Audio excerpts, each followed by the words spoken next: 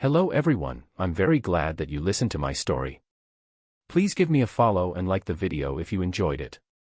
Feel free to comment and provide feedback so I can improve the sound quality. Yes, we invite you to listen to part 6 of the series. Chapter 47, March of Progress. The inevitable advance of science and technology rendered today's machines worthless and turned tomorrow's miracles into everyday goods. One of humanity's better characteristics was the race's insatiable curiosity of the unknown. Nothing better expressed the rise of humanity better than to track its technological advances. From fire and sticks, the race took a scant blink before it mastered more advanced technologies such as agriculture and forging. A few thousand years after that, humanity escaped the limits of their home planet and spread their presence into the greater galaxy. Each time humanity advanced, it was due to a new scientific breakthrough. This dynamic process of introducing new technologies to the market was not an entirely positive experience to everyone. To the people involved in the mech industry, many companies might lose all of their customers if they progressed one step slower than other firms. The earlier years of the mech renaissance was a wild west, with new inventions haphazardly being introduced into the market as soon as they turned economically viable. This led to bizarre situations where there was once just 9 years in between one generation to the next. All the businesses that invested heavily in designing and fabricating the mechs of the old generation were left with a huge pile of underperforming junk. Those who hadn't yet made the jump got lucky and invested in the new technologies, thereby massively gaining an edge over the producers burdened by old ballast. The financial crash that resulted from the imbalance was the largest since humanity spread out into the stars. So much wealth had been lost that some economists calculated that it set the humans back as much as 30 years. Losses valued in trillions of credits could potentially continue if this chaotic advance was left unchecked. Fortunately for everyone on the supply side of the industry, the MTA's restrictive certification and sales procedures imposed some semblance of order in this process of renewal and destruction. The mech industry now adhered to a semi-fixed schedule of grouping technological advances into generations, each lasting about 30 to 50 years. Commercial mechs that incorporated modern technologies available to be licensed in the open market were regarded as the era's so-called current generation, or current gen for short. The generation that preceded it was called the last generation, or last gen. Generally, the differences in performance between the two was distinct, but not overpowering. As an offhand rule, it took 4 last-gen mechs to beat 3 current-gen mechs. This left producers stuck with last-gen designs a period of time to accumulate savings in order to invest in new technologies. VES was currently in this boat, except he had much less time to renew his aging assets. Most analysts plying their opinion in the talk shows warned their audience that the current generation was going to be a short one. As about 20 years had passed since the first current-gen mechs were put on sale, that meant VES had 10 to 15 years to invest in a new production line.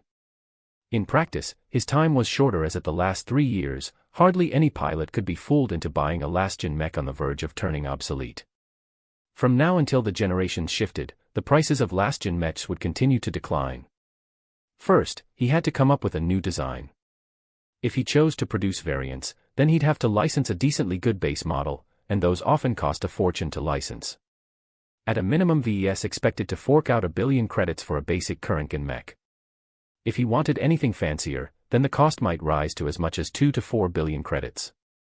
Then he had to find replacements for his rusty 3D printer and assembler as well. If VES wanted to fully exercise his growing skills, then he'd have to acquire a more robust assembler system, which amounted to about 300 million credits. He also couldn't leave out the vital 3D printer.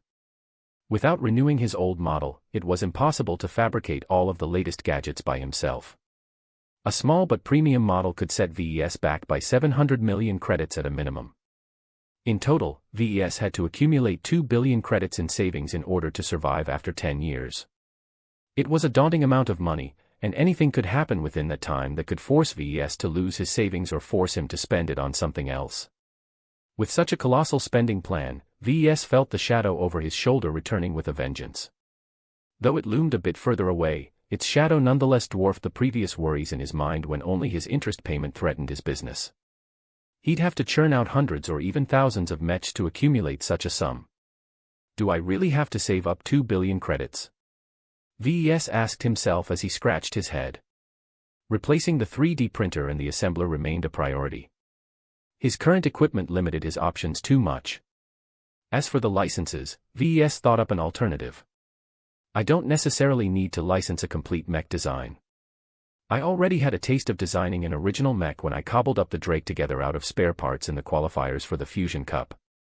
If VES was generous in his description, then mech design was simply a process whereby the designer puzzled different components together. Nowhere did it state that the mech designer had to reinvent the wheel and design all of the parts by himself. With the widespread availability of component licenses in the open market, the only thing a mech designer needed to do was to grab a couple of existing parts and stuff them together into a single frame, and voila, a new design emerged from his hands.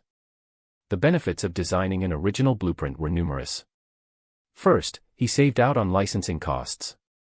The money VES coughed up to license a full set of components was as much as a quarter to half the amount required to license a complete design. If VES picked his parts from the lower-end segment of the market, then his total costs would not amount more than 300 million credits.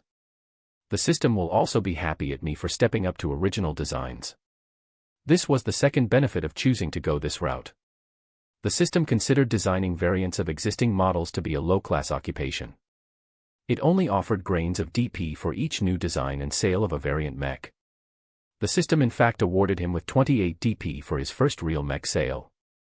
It seemed the system treated real mech sales differently, chopping off 6 digits from credit price of the sale to determine the amount of DP VES earned. It sounded like a minor windfall, but considering that the prices of the items in the skill tree and store increased dramatically to purchase the better stuff, then 28 DP per sale might not sustain him for long. VES already drooled at the potential amount of DP he could earn from selling his own designs. The system can't be that generous, right? Original designs also gave VES an advantage in another way. If the quality of his design surpassed the average of the market, then VES could potentially enjoy a final benefit. If his mech proved to be a radically popular product, then he could take the opportunity to license out his own design. Needless to say, the amount of money he could potentially earn from such an arrangement was astronomical, and the best thing about it was that he didn't even have to lift a finger. If others produce my design through a license, will the sale of their mech still earn me DP? The system unfortunately kept its mouth shut. This left VES helpless in determining the answer. Still, from the way the system worked so far, VES guessed it might not be too stingy. It treated virtual mech sales as a source of DP even if VES left the production to the game operator's servers. Naturally, all of these possibilities were fanciful daydreams. VES was nowhere close to designing and fabricating an original design, let alone come up with something that could win awards and attract licensing requests. He had to build up both his monetary reserves and his personal skills before he revisited the issue. Alright, at least I've set a long-term goal for myself. In 10 years' time, I want to replace my equipment and come up with at least one viable original design. It was a lofty goal that very few mech designers could fulfill if they stepped into his shoes. In order to create a viable or popular design, it needed to outperform the basic current models in the market while possessing a unique feature that VES could tout as its main selling point. Take the Caesar Augustus for example. Despite its many detriments, the mech attracted a small but devoted fanbase. The old design achieved this success by relying on its unique points, that being the merging of outstanding defense with flexible offense. Coming up with a design that performed marginally better than the mainstream models wasn't enough. If VES wanted to stand out with a design just like Jason Kozlowski had all those years ago, then he had to incorporate something unique only to him in his work. He had to specialize. His consideration in this area excluded the X factor. Not only was such an elusive concept difficult to perceive, VES also lacked the means to advance his skills in this area with his design points. Rather than throw himself against a wall trying to make something invisible as his selling point, he'd rather focus on improving something that his customer could touch and see. The question is, what will my specialization look like? VES already considered this question once before. He chose to focus on developing his ability to design light and medium mechs. But that still included too much possibilities. He risked scattering his focus if he cast too wide a net. He had to narrow down his future aspirations in order to come up with a realistic spending plan for his DP. Looking at the massive skill tree wouldn't help due to the plethora of choices it offered. No, VES had to decide from his heart. Only by pursuing a path he fully invested into could he take it to the end. Let's leave out the options that I won't be pursuing. First off, he flatly ruled out the exotic developments. He lacked the background to start messing around with building a mech from organic materials or experimenting with juggernauts. Next, he ruled out heavy mechs. While developing such a hugely expensive mech might offer great returns, the amount of investment required to master all of its systems took too long. Usually teams of mech designers pooled their respective specialties in order to develop a viable heavy mech design. Now that he was left with the basics, VES further narrowed down his scope by leaving out weapon systems. The development of lasers, cannons, missiles, and sophisticated melee weapons was a discipline in itself. As the technologies behind these weapons were already quite mature, it took an exorbitant amount of effort to squeeze out a few drops of improvement. He risked neglecting his foundational skills if he diverted too much effort in improving his weapons development. It was better to leave this area to the professionals and rely on licensing. Only an extraordinary genius like the polymath could keep up with all the developments and even advance the field with her own efforts. People almost couldn't count how many patents Claire Gramza registered. Everyone was convinced she earned more money from licensing out her technology than selling her mechs. VES took inspiration from another star designer instead. The armorer brilliantly carved a spot at the very top by developing the best armor for his mechs. Tons of enthusiastic mech pilots with a bit of money to spare flocked to his products. While his mechs might not excel too much in other areas, the mere fact that a mech designed by Raul Mendoza cut back on casualties by as much as 50% was a miracle in itself. Pilots always valued their lives. Focusing on just armor might not be good enough. His starting point was lower than anyone else. To achieve measurable success in the field, he had to develop his skills pretty deeply in order to compete against geniuses who specialized in armor at the start of their education. VES already had a taste of the immense disparity when he competed against Edwin McKinney in the finals of the Fusion Cup. Instead, VES took his idea on another track.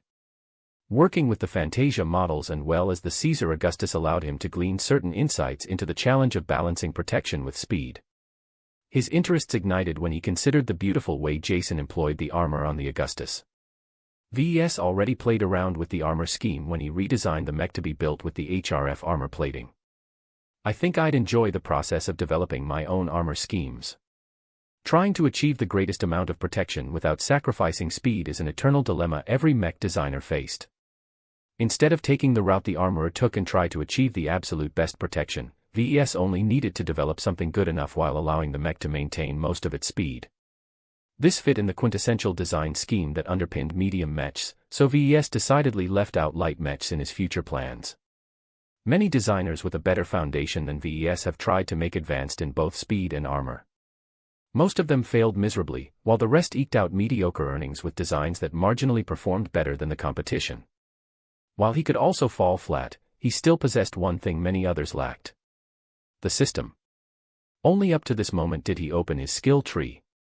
He first glanced at the skills involved with developing medium armor. It was a broad and intricate tree that offered paths that specialized in either weight reduction or maximum protection, along with many other choices such as signals absorption and self-repair alloys. VES was spoiled for choice. It will scatter my focus a bit if I want to walk down multiple branches of this tree, but the benefits will be remarkable once I build up my basic competencies in my specialization. The first step in his plan started with producing a more faithful rendition of Caesar Augustus. The Mark Antony might be a good mech for its price, it nonetheless bastardized the original intentions of the mech.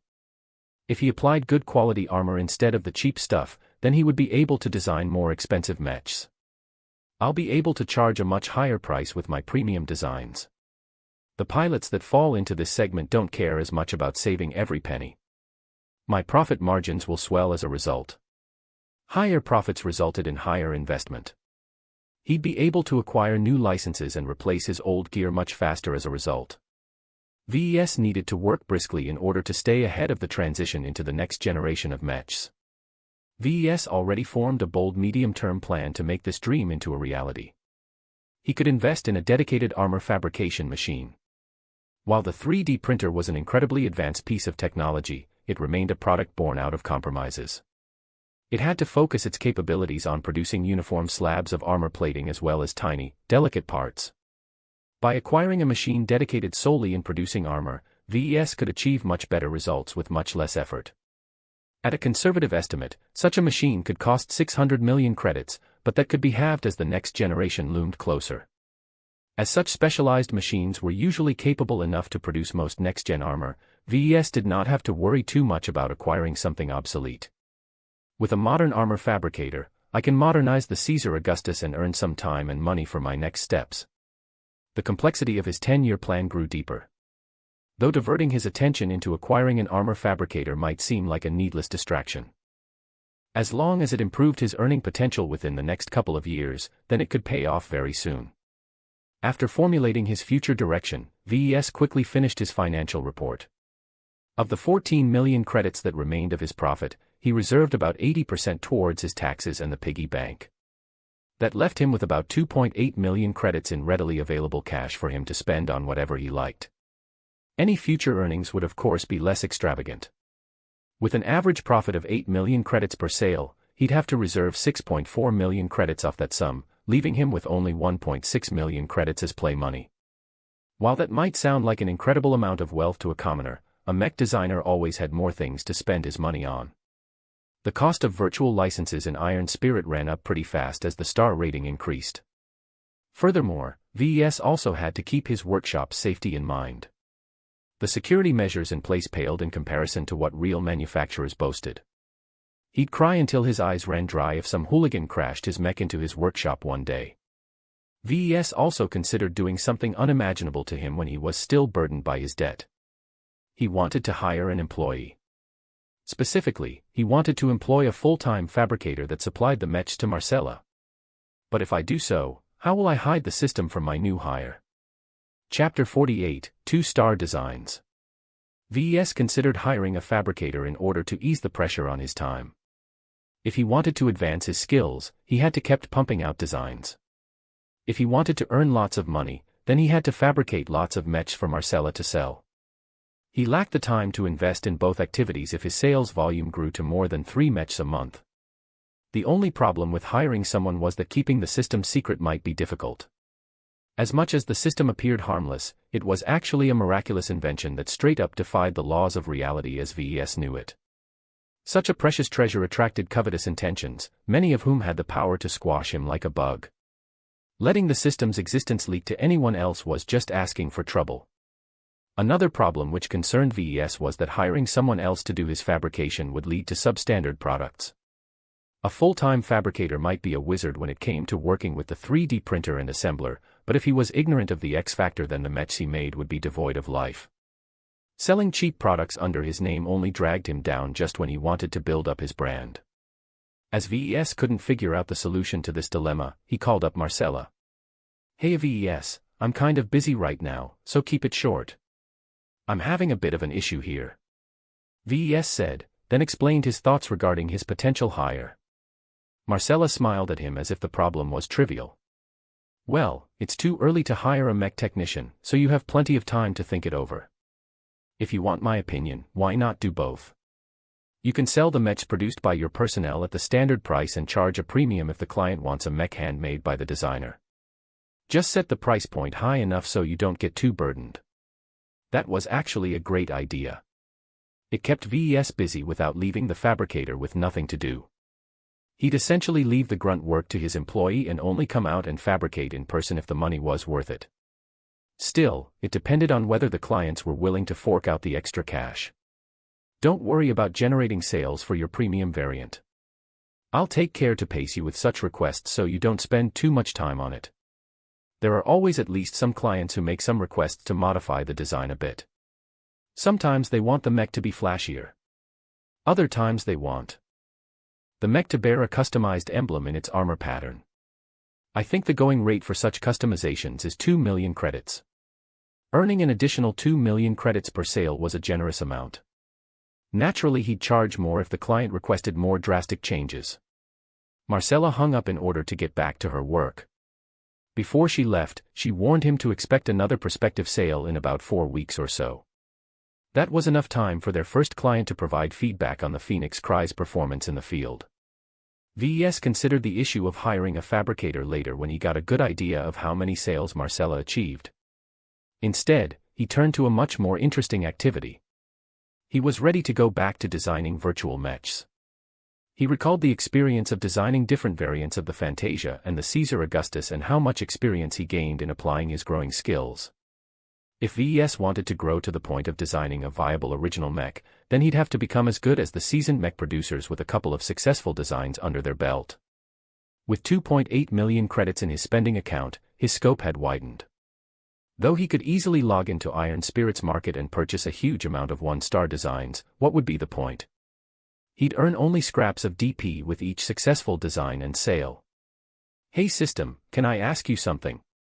Since I can earn 1 DP when I design a 1-star mech and 50 DP when I design a 5-star mech, what are the rewards for designing 2, 3, and 4-star mechs? The base rewards for designing a 2-star mech is 5 design points. The rewards go up to 10 design points for 3-star mechs. The reward further increases to 25 design points for 4-star mechs. Do note that these rewards are lower when selling a mech based on your designs. Please work diligently in improving your design so that you may work proficiently with more advanced models. In other words, the system told him to get off his butt and start designing higher-starred mechs. Though he owned a pair of 5-star virtual licenses, his skills were too insufficient. The Mark Antony generated only a piddling amount of sales, and VES doubted that would ever change since he hadn't really brought anything unique to the design other than the X Factor. And even that last feature got diminished when VES relied on the game server to produce new copies of his mechs. I shouldn't bite off more than I can chew. Obsessing over the Caesar Augustus will just warp me into Kozlowski's design philosophy. I should keep an open mind and develop my own principles.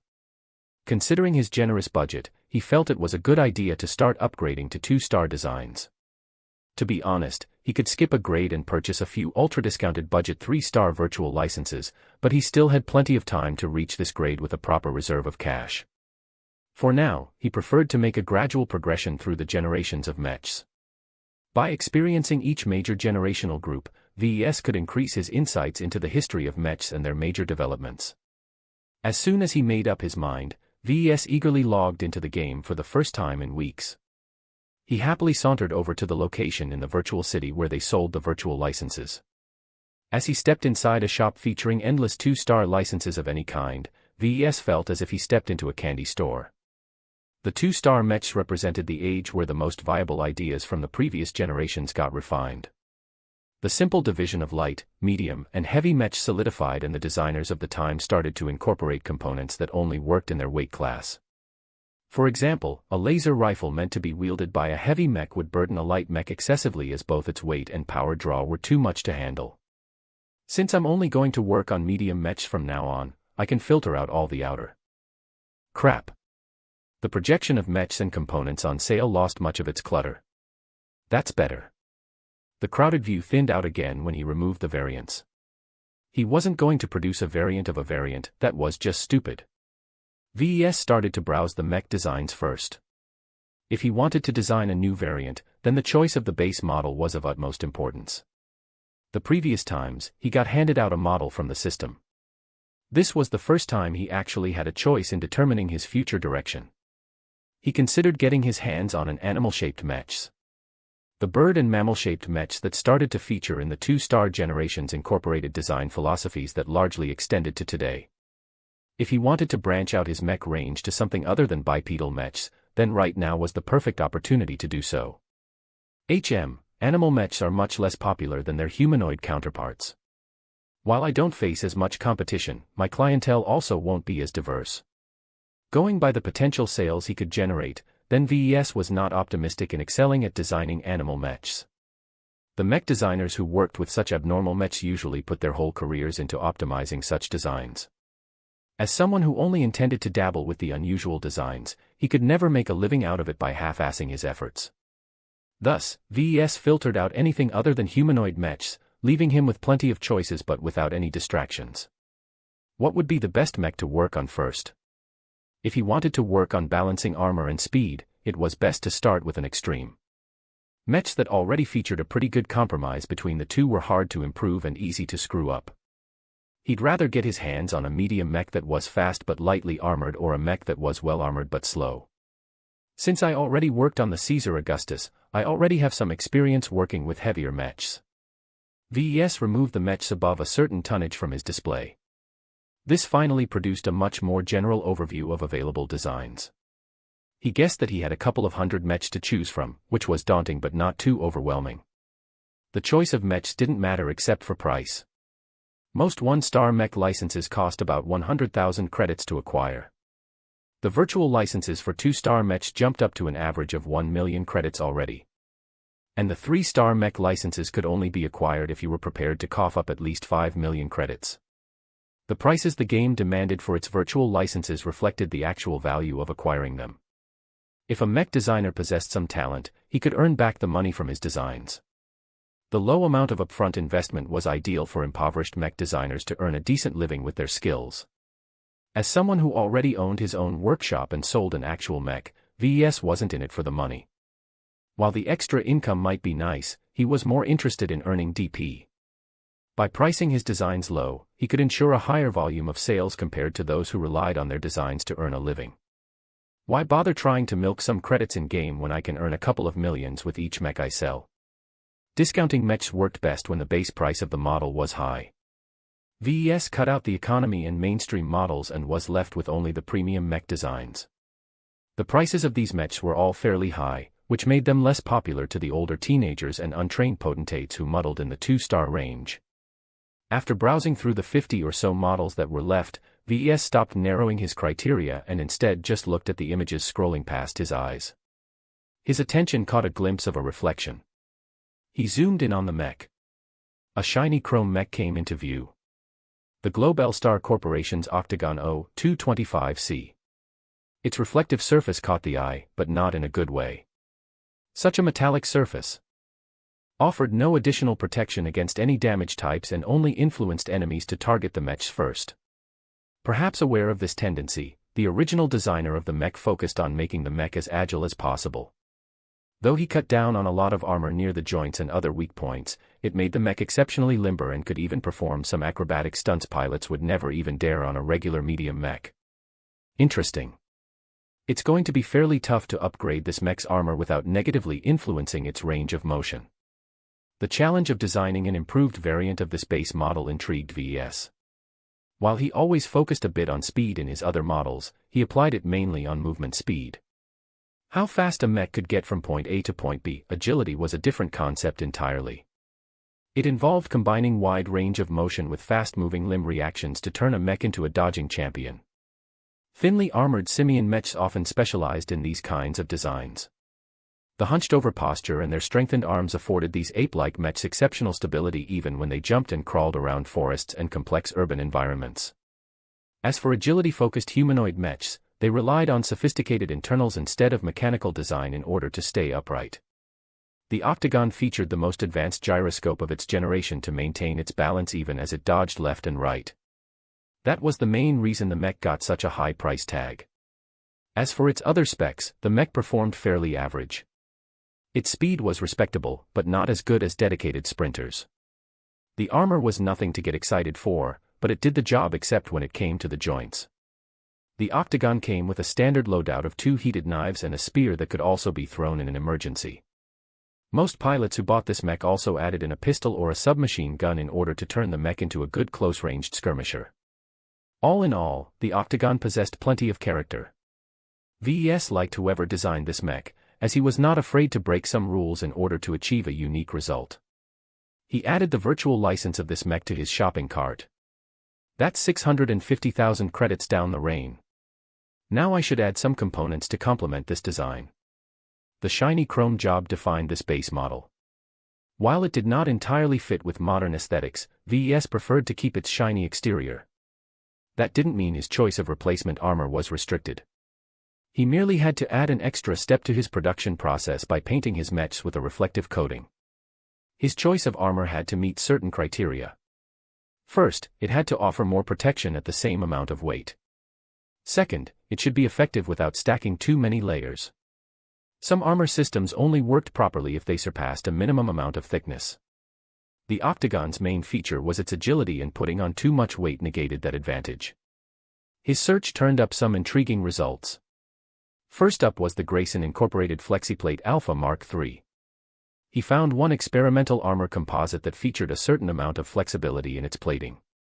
It was as bendable as a thick piece of rubber and excelled in absorbing shocks from kinetic impacts. It sounded perfect for developing better armor around vulnerable joints, and was in fact often employed in such a manner. To complement the other portions of armor, he looked up the Grayson Incorporated Squareplate Mark I, a modular armor system of the same company.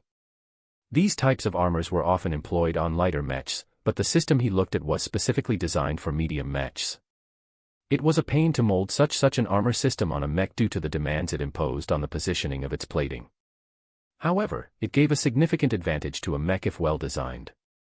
Conventional armor plating used form-fitting plates to cover up a mech's internal frame. If implemented well, they offered close to the maximum theoretical amount of protection to that section for its weight and thickness. However, if a piece of plating suffered damage, it may still be adhered to the mech while turning out to be functionally useless. If a mech suffered moderate damage throughout its entire frame, such deadweight only slowed the mech down while leaving its internals vulnerable. Modular armor systems aim to counteract this situation by designing their plating around uniform shapes of squares or hexagons. It made the mech look a little angular or bumpy, but offered a great amount of freedom in shedding its damaged layers. The more damage a mech sustained, the more plates it shed, thus the less weight it had to haul everywhere. This provided mechs with modular armor a distinct advantage in the later stages of a battle. Naturally, such a system came with its own trade-offs, or else it would have been much more popular today. The fixed shapes of its plating were only partially variable in size. The square plate only featured 3 different sizes. One big plate for chest armor and the like, one medium plate for arms and limbs, and one smaller plate for tricky angles and fingers. Working with these 3 shapes made any mech variant lose their most optimal armor scheme. That and other factors caused modular armor systems to be able to absorb less damage than their conventional equivalent. It has a pretty good performance anyway despite that point. VES concluded. He hadn't worked with modular armor before, but was highly intrigued by its possibilities. Modular armor was one of the best solutions out today that attempted to marry together armor with speed. If VES was serious about developing his specialization in this area, then he couldn't avoid working with this nifty invention. Adding both the FlexiPlate and the SquarePlate to his shopping list increased his bill by 150,000 credits. VES had enough for one session now. He wanted to exercise his mind right away and was unwilling to consider replacing other components before he learned more about the Octagon mech. A total of 800,000 credits disappeared from his bank account by the time VES acquired the 3 virtual licenses. The difference in costs compared to 1-star mechs daunted any novice mech designer. He was working in a whole other stage now, and the consequences of screw-ups rose by a significant fraction. Luckily he already possessed real experience working with the equivalent of a 5-star mech, so VES maintained his confidence. Chapter 49, Modular Armor. Working with modular armor posed unique challenges to the mech designer. To visualize the problems the designer faced, imagine being handed a square or rectangular piece of paper. If you were told to make a cylinder out of the paper, you could easily bend it in a way so that one end of the paper touched the other end. What resulted was a pretty good cylinder with a cutout in the same of a circle. What if instead of a big piece of paper, you got handed some cardboard instead? And not just one piece, but many smaller pieces that you weren't allowed to bend. With a bit of tape, you could approach the shape of a cylinder with square pieces of cardboard, but the cross-section wouldn't look as smooth as a circle anymore. It would look like a many-sided shape that only approximated a circle. The same concept applied to working with modular armor as opposed to conventional armor. Modern 3D printers and armor fabricators could miraculously produce armor plates in virtually any complex shape. It could mold something as thick as an entire chest plate to something as delicate as the armor around a mech's fingers. A lot of this flexibility was lost when working with modular armor. Even the most masterful designs always left out gaps and other inefficiencies. Having purchased the Octagon medium mech together with the FlexiPlate and the SquarePlate, VES left the game and loaded the designs into the mech designer system. Though Iron Spirit or his own terminal's design interface featured plenty of tools and aids, the system offered the best assistance by far. If VES had to guess, the designer module of the system was at least 200 years ahead of the most advanced design software on the market.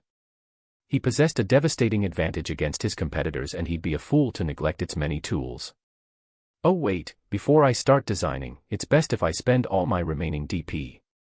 VES reminded himself as he remembered he still possessed around 900 DP. What he found perplexing was that he earned more DP from selling his virtual mechs than his real mechs. The virtual version of his Mark Antony rewarded him with a fixed amount of 25 DP, while the real version was dependent on the total sales volume, which meant an average of 28 DP. However, it was a lot easier to sell a virtual mech than a real mech. VES foresaw that he would be selling a lot more virtual mechs while his real mech sales volume remained in the double digits. Did the system burp when it calculated the DP rewards for his virtual mechs? Whatever was the case, VES eagerly planned to make use of its generosity. He opened the skill tree again with glee. As he could expect an uptick of DP once he put up a couple of new designs for sale, he wasn't stingy with his current reserve. He looked down the list and found a sub-skill he had been eyeing for a while. Medium Weight Armor Optimization 2, 600 DP. As he bought it, the influx of knowledge he received blacked him out for a moment. This time the knowledge dealt more with details and nuances, which caused VES to forcefully memorize a whole bag of new tricks. It definitely paid off already, as by the time he woke up he became a lot more confident in working with his new armor licenses. Curious about his current state, VES called up his status again. Design points, 304. Assembly, Apprentice, 3D Printer Proficiency 2, Assembler Proficiency 2. Physics, Novice, Lightweight Armor Optimization I, Medium Weight Armor Optimization 2. Evaluation, an ugly carp about to leap the retarded dragon gate. Despite the system's harsh standards, VES recognized he was approaching the upper limit of a novice mech designer. The system hadn't told him the criteria for promotion, but from his own knowledge of how mech designers were ranked, he'd probably break through if he raised a main skill from apprentice to journeyman level. It's a bit too early for me to advance my rank, VES remarked as he still planned to allocate his upcoming DP on other skills. Picking up Speed Tuning 2 was inexpensive at 400 DP. Apprentice-level physics was a bit more expensive at 1000 DP, but it shored up his foundation nicely and could help him out a lot when designing armor schemes. After that, he'd have saved 2000 DP and pick a main skill to upgrade. VES leaned towards mechanics as that was his main strength, but considering his recent shift in focus perhaps physics or metallurgy might be a better choice. In any case, VES could revisit the decision later when he actually had DP to spend. VES missed the system's designer suite. When VES worked on the mechs in the Young Tigers exhibition, he was forced to use regular software to design the Drake in the qualifiers. He felt cramped and handicapped and felt certain he made far more mistakes than he ought to. The system's interface provided many more advantages. Perhaps too much. I'm getting dependent on the system, VES admitted to himself in a tone that spoke of no regrets. I'm short on time and even more lacking in money. I'd rather hug this thick thigh than to crawl in the mud trying to find the exit to hell on my own. With the manner in which he upgraded his many skills, it wasn't easy for him to forget what the system forced in his mind. If VES somehow got separated from the system, he still had his upgraded skills to rely on. He'd get the hang of designing mechs without the extra aids. In any case, VES shoved away all distractions and focused on his upcoming design. He loaded the quirky mech designed by the Globe L-Star Corporation and sat back to view its intricate design before doing anything else. He wanted to get into the head of the original designer and figure out why he designed this risky model. This mech excels in urban combat. The denser the streets, the better it's able to run circles around its opponent. VES looked up the history of the Globe L-Star Corporation and guessed right. When the company was still in operation, its headquarters was based in one of the Greater United Terran Confederation's major port systems. Designing a mech suited for urban combat was an acute priority at the time. Though the historical files was short on details regarding the developers of the Octagon, VES nonetheless inferred that the mech was a job commissioned directly by the Terrans as part of a broad push to develop new specialized mechs. The Octagon enjoyed limited success but never really caught on. The concept was too radical and few mech pilots accepted the innovation. Agility-focused mechs started to really gain their stride in later generations, in part because the Octagon and a few other models paved the way beforehand. VES then looked at the mech's combat footage in both historical recordings and replays from the game. The pilots in the historical recordings piloted the mech conservatively, making calculated risks only after they meticulously positioned themselves. As for the players who chose this particular 2-star mech to enter the arena, they behaved much more aggressively, leveraging their superior mobility to actively seek out enemies to hunt as long as the map featured complex environmental obstacles. The Octagon is a hunter. He concluded after several hours of spectating. The mech fared better when being jumped on than others, but it excelled when it took the initiative. Pilots who cared about their lives behaved like ambush predators, while pilots who had nothing to lose acted as pursuit predators. The pilots could switch between the two whenever the situation called for a change. As a pioneering urban combat mech, the Octagon distinguished itself in several ways. Besides its amazing agility and flexibility, it possessed outstanding endurance. Urban combat was grueling, and could drag on for weeks if the commanders in the field avoided collateral damage. The mech cleverly incorporated a bevy of fuel-type energy cells on its back that fed the mech's robust power reactor that in turn spun the over-engineered engines. These engines provided plenty of power to the Octagon's limbs with minimal latency. That meant that the usual sluggishness and delays inherent in any other mech movements were minimized to the point of being non-existent. At the time, that was fairly impressive and not that easy to achieve. However, the experimental engine was also sensitive to shock damage, which made the mech easy to disable if it endured excessive force in its waist area. That should be the main reason why this mech hadn't caught on. It kind of negates the point of making a mech for urban combat if it can't last the whole campaign. The other major downside to the Octagon was that its carrying capacity was light and limited. Balance and weight issues limited the mech from wielding most two-handed weapons. Even a shield affected the mech in a dramatic fashion. This forced the mech to choose from one-handed weapons like knives, pistols, and submachine guns. Laser rifles might provide a viable alternative if it wasn't for one thing. Though certain laser rifle models kept down their weight, the energy these rifles guzzled in a short amount of time surpassed the Octagon's power reactor's output. This highlighted the disadvantage of incorporating fuel-injected power reactors. They provided a lot more energy over a longer period, but were incapable of generating high amounts of power at a snapshot. The Octagon's weapon loadout is already pretty thin. I have to be careful not to pile on too much weight. With the information at hand, VES developed a pretty good picture of the Octagon. Now was the point where he came up with his own vision of the mech. VES pictured a ruined city. Smoke rose from the tallest wrecks while fires burned from the hulks of fallen mechs. With streets chock full of debris from vehicles and nearby buildings, the darkened silhouette of the Octagon straggled between two molten piles of slag that used to be a pair of mechs. It scrambled behind a pile of garbage and waited for its pursuers to arrive. A light skirmisher passed by the Octagon's hiding spot, oblivious of the dangers nearby in its haste.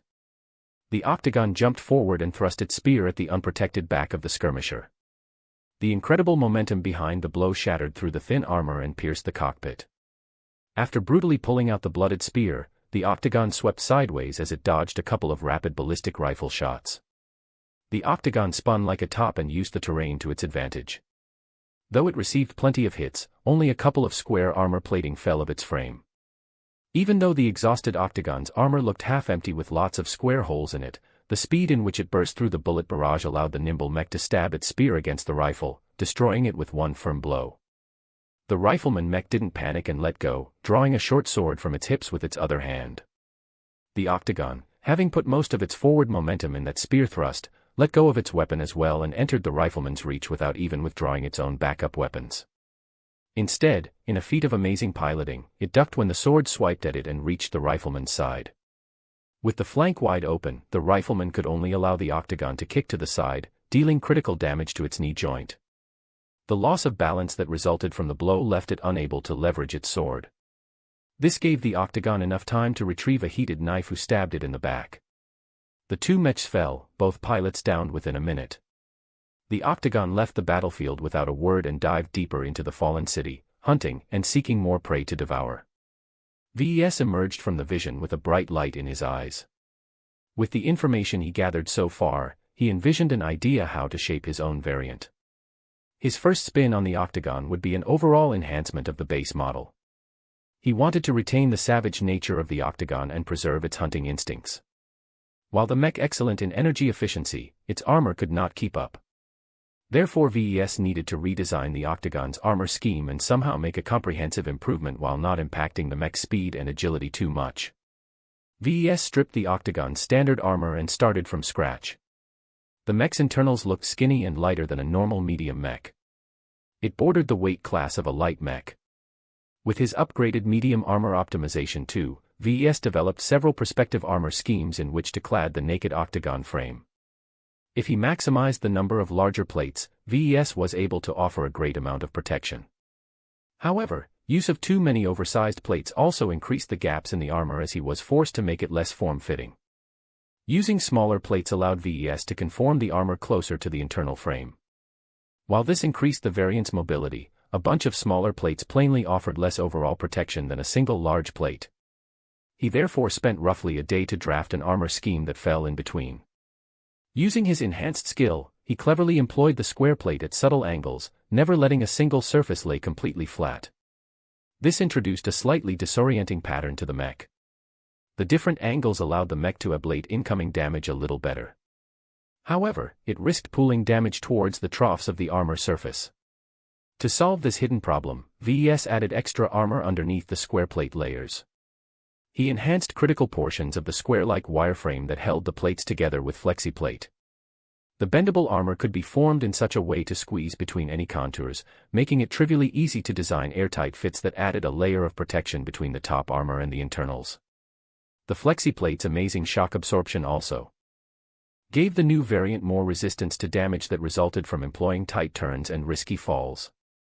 The system's tools helped ease the delicate design work, but since it involved making on-the-spot judgments, VES had his share of heavy lifting. It took 2 days to come up with a 2-layered structure where thin layers of FlexiPlate cushioned the heavier layers of square plate. It took longer than he thought due to the added challenge in maintaining a single vision for his new variant. Without enhancing his concentration and endurance, it remained a chore for him to keep his intent sharp. As the X-Factor was his only real specialty so far, VES could not skip such a small but useful advantage. He wanted to improve his ability to impart the X-Factor in his mechs. What would a mech look like if it achieved an A+ rating for the X-Factor? The galaxy will shift when that happens. VES jokingly thought. It would be the birth of a god. Still, VES thought it was unlikely for such a fantasy to come to life. Despite being half convinced that mechs do possess the capability to exhibit signs of life, he doubted it reached the extent imagined in apocalyptic scenarios. His best result achieved a C score. The budding designer hoped he could break past his record with his new Octagon variant. After affirming his motivation, VES dove into his work once more and refined the armor scheme again. The armor he produced so far was a little on the heavy side and he hadn't even designed the fittings for the joints. Step by step, the shape of a prowler came into existence. Chapter 50, Hunter. VES looked at the 5th iteration of the Octagon's radically redesigned armor scheme. He spent a week to come this far. The main changes he made involved setting plates in certain oblique angles that made it easier to deflect damage instead of taking it head-on. The use of subtle angles and a ribbed pattern made the mech appear as if it wore a crocodile's skin. Incorporating such an unusual armor scheme came with a major disadvantage. By stacking the armor plates at an angle, VES needed to incorporate more armor in the same surface area than if he stacked the plates at a flat angle. It was like using a pack of cards to make a house of cards instead of just placing them side by side. One method maximized the surface area, while the other method increased the density. In order to keep down the Octagon's weight, VES was required to shave off the amount of square plate armor layers and skimp down on the flexi plate. After all this work, I don't think the mech's armor has improved very much. VES sighed. The dramatic improvements he anticipated hadn't come true. Physical limitations simply couldn't be bypassed no matter how many tricks he employed. Still, it's impressive enough that its ability to absorb damage is improved by 5% or so without impacting its agility. It came at a significant cost. The square plate armor that he liberally used was more expensive than the Octagon's stock armor while actually providing a slightly lesser amount of protection. If VES wasn't insistent on using a modular armor system, he could have made much higher gains with alternative armoring. Through his work, VES felt he was missing an ingredient to make his ideas work. An invisible wall stopped his efforts in completely harmonizing the armor with improved protection while avoiding too many speed reductions. This is a more complex problem than I thought. He concluded, and admitted that he underestimated the difficulties in conjuring up a magical solution that no one had ever thought about. I'm too burned out to work any further on this design. He noticed a difference when he worked on the Octagon. When he worked on his two best products, the Fantasia II R Seraphim and the C1 Mark Anthony, he worked on them with a great amount of passion to the point of ignoring difficult-to-solve defects in their design.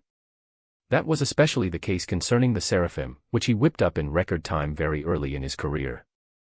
If VES revisited the Seraphim, he might just die from embarrassment from all the faults he left in the design. Yet VES felt none of his pride for the design diminishing.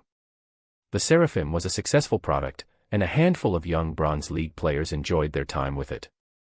The design possessed a spark of life. Could he say the same for his latest project? VES estimated if he forcefully grinded out a new variant off the Octagon, he'd end up with a pile of junk. He learned something new today. No matter how much you focus your mind on a single intent, it didn't replace real capability. His skills needed to keep up with the image in his mind. He revisited the image he kept in his mind. He wanted to design a hunter, a predator of the streets, one that could match the range of motion of apes while being able to fight like a human. He eluded all pursuit and instead chose to pursue his enemies. None could survive a blow they couldn't see coming. It's missing a stealth option. VES realized, then scratched his head. The two-star generation of mechs offered more mature options for stealth, but they still had their flaws. It cost a lot of credits to purchase a license that was only effective in a very small range. He couldn't justify the expenditure in a pure cost-to-benefit judgment. But my feelings say it needs this option. The original Octagon made do without stealth. In highly urbanized environments, metal was everywhere, from the structures to the vehicles and even the pipes running underneath the streets. All these obstacles severely hindered certain sensors but not all of them. If an Octagon managed its heat and footsteps well, it could sneak up behind its prey or let them pass its hiding spot without detection. It's too slow though. VES noticed the hole in such a tactic. There's no way the Octagon can jump on an alert opponent. In real-life situations, mech pilots never knew how many opponents were on the battlefield. That wasn't the case with arena-style matches, as the game always gave a team an equal amount of opponents. With such information in hand, the pilots would never let their guard down if they haven't killed the expected number of adversaries. There's no way I am getting out of this without buying a stealth module. VES let out a resigned sigh and followed his instincts. It kept nagging at him to plug this hole. He exited the designer and turned to his desk terminal. He booted up Iron Spirit and visited the two-star section of the market.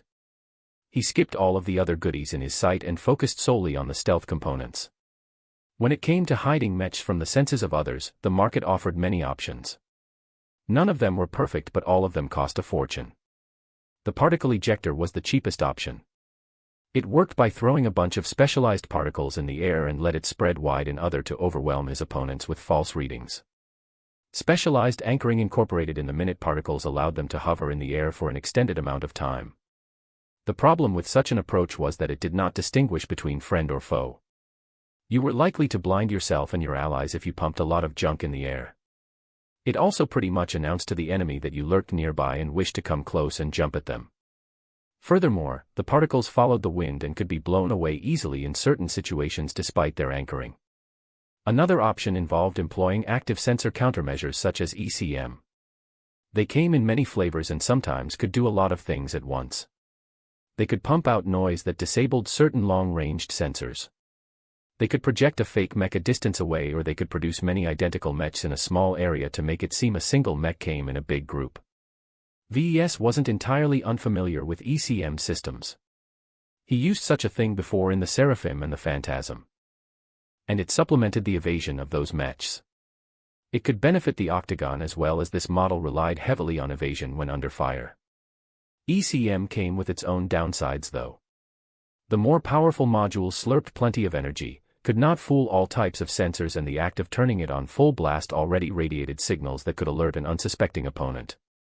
It also couldn't fool exotic sensors such as those that measured ground vibration.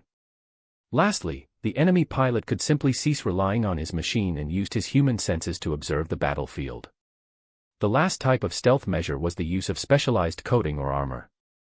By cladding the mech with an outer layer that suppressed signals from bouncing back to the opponent's sensors, it could quietly sneak around without getting detected by the enemy. However, same as the other options, such a trick was unable to suppress other signals such as sound and vibration.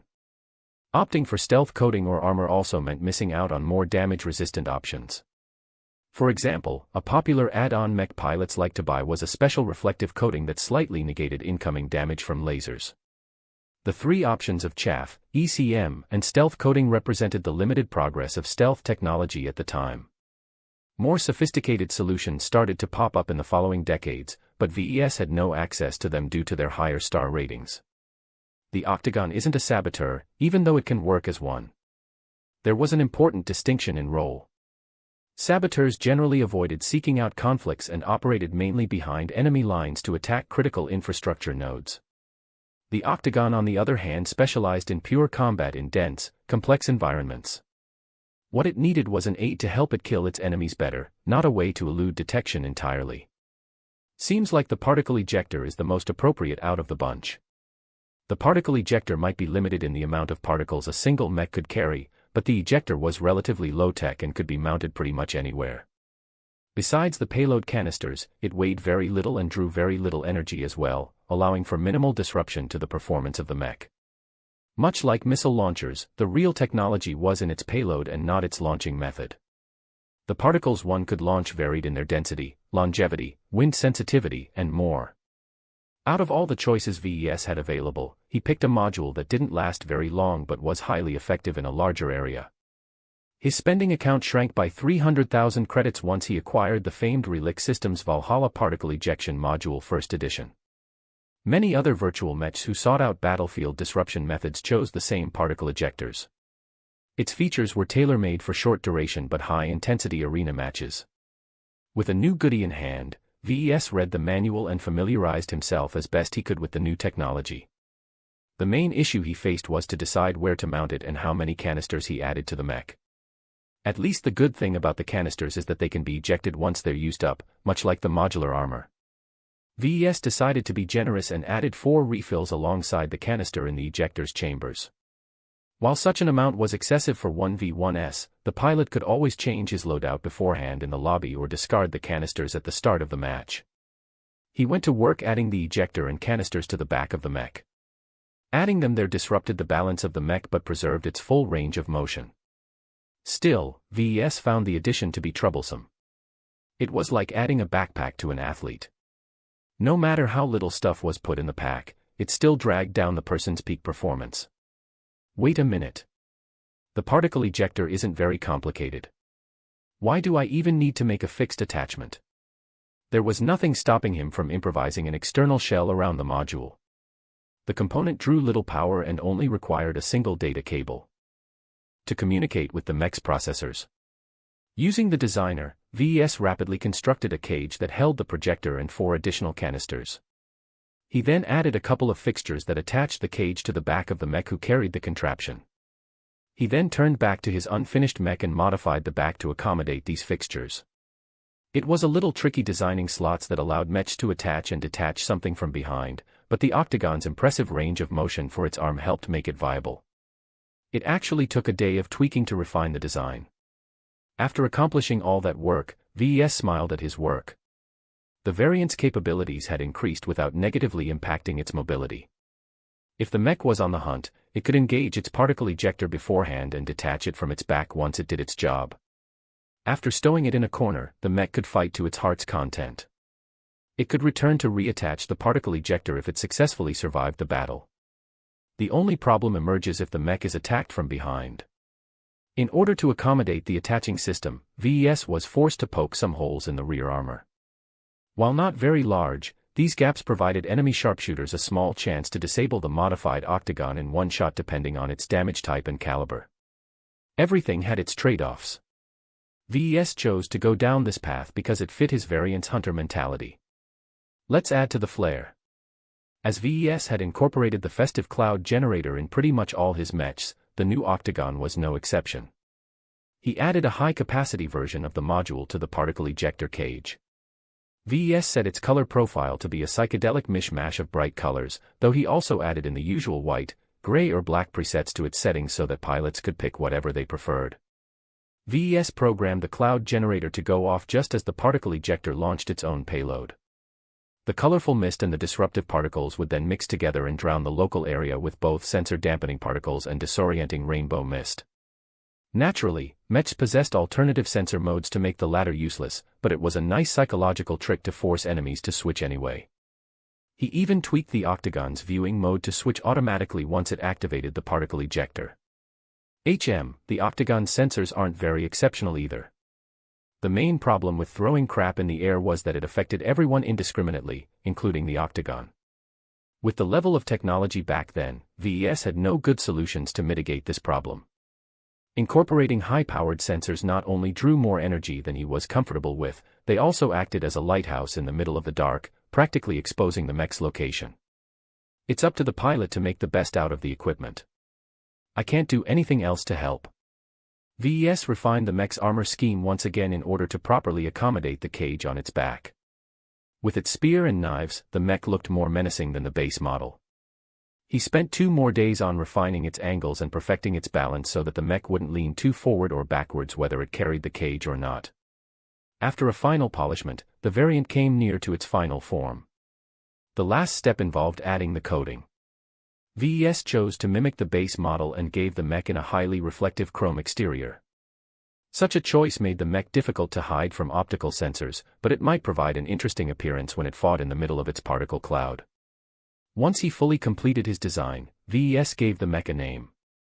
Let's call you the Mist Prowler. Well system, how did I do? Design evaluation, Mist Prowler. Variant name, 225cm Mist Prowler. Base model, Octagon 225C. Original manufacturer, Globe L-Star Corporation. Recommended role, Guerrilla Fighter. Carrying capacity, E-. Endurance, B+. Energy efficiency, A. Flexibility, A. Firepower, F+. Spotting, D+. X factor, E. Deviance, 37%. Performance improvement, 14%. Cost efficiency, -50%. Overall evaluation, the Mist Prowler is a reimagining of the base model that performs slightly better at a much higher cost. The mech features a redesigned armor scheme that has marginally improved its damage absorption capacity but provides increased mobility in battles of attrition. The added particle ejection system gives the mech an advantage in shorter battles if the pilot is skilled enough to make the best out of the opportunity. You have received 75 design points for completing an original design with a performance improvement of over 10%. Chapter 51, Test Pilot I. Captain Carruthers sat in the dark and silent cockpit. The entire enclosed space was isolated from any outside noise. Only the rhythmic tapping of his fingers against the only red shade in the space bounced off the metal walls. Bounty hunting was a tough business for any upstanding mech pilot to pursue. It went beyond the basic jobs like guarding outposts or patrolling conflict zones. In many cases, pilots simply had to wait long hours standing by and only occasionally get into the cockpit to deter a couple of opportunistic raiders. The amount of incidents happening in the outskirts of the Bright Republic was fairly low. Most people thought the nearby systems and asteroid fields were barren of high-value resources. Only a couple of the more common exotics could be found, and small mining concerns eked out a small profit from exploiting them at a low cost. Even a barren hinterland like the Bright Republic can be squeezed of resources if you make it worthwhile enough. The pirates that were shabby enough to operate in this space sector came in 3 flavors. Local criminals made up the most of the numbers. Hooligans who went down the wrong path. These delinquents mostly piloted whatever mech they could get a hand on and generally didn't last very long due to a lack of support structure or any kind of long-term strategy. They generally made a big splash at the start but got hunted down quickly enough. Carruthers considered these amateurs his bread and butter. Hunting them down offered very little risk but only paid enough to make ends meet. The second type of pirates blended semi-legal identities with occasional illegal forays. Most people considered them organized crime, though the actual workings of these groups was a lot blurrier than that. Often it meant companies that dipped into the dirtier side of competition or mercenary companies that decided to turn against their employers. Naturally, you also had the classic organized crime groups, often centered around the planets they based. As a captain of a small bounty hunting group, Carruthers generally stayed away from messing with these so-called pirates. Many groups often relied on deeper backing. Defeat the son, provoke the father. Defeat the father, provoke the grandfather. And on it went until you ran into a solid wall. The last type of pirates represented trouble. Foreigners used to operating in more developed space sometimes fled to galactic backwaters to shake off pursuit and lie low.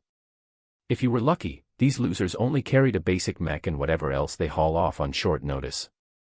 If not, then they came fully prepared, with large spaceships, ample supply and advanced mechs an entire generation ahead of what the Republic's mech corps used. These giant wrecking balls basically showed no regard to the local balance of forces. With a technological edge and a mobile base that allowed them to skulk the outskirts, these snobby exiles often acted as if they were in charge. Oftentimes the mech corps took them down a peg.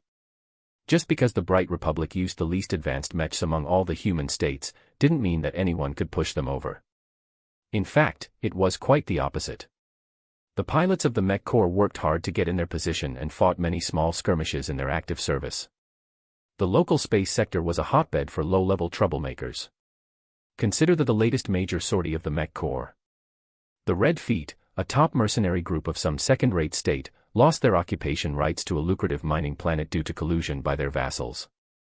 These smaller groups normally acted like rats, but one of them had the bright idea of banding together and rebel against their masters. Evidently, they succeeded, because the Red Feet fled like sailors abandoning a sinking ship. One of their splinters managed to cross through 6-star sectors before finally arriving at the borders of the Bright Republic. They quickly made themselves home by violently displacing the local interests group of a nearby planet. As their advanced mechs and other equipment was expensive to maintain, they did as many other outsiders had done and demanded excessive taxes from the local populace. A few riots and bloodshed later, the mech corps finally smashed their remaining ship and much of their mechs apart. Naturally, that wasn't the end of the story. A couple of individual mechs aboard private shuttles managed to escape to FTL range and transition to other star systems. It didn't matter which one, they only cared if it had no presence.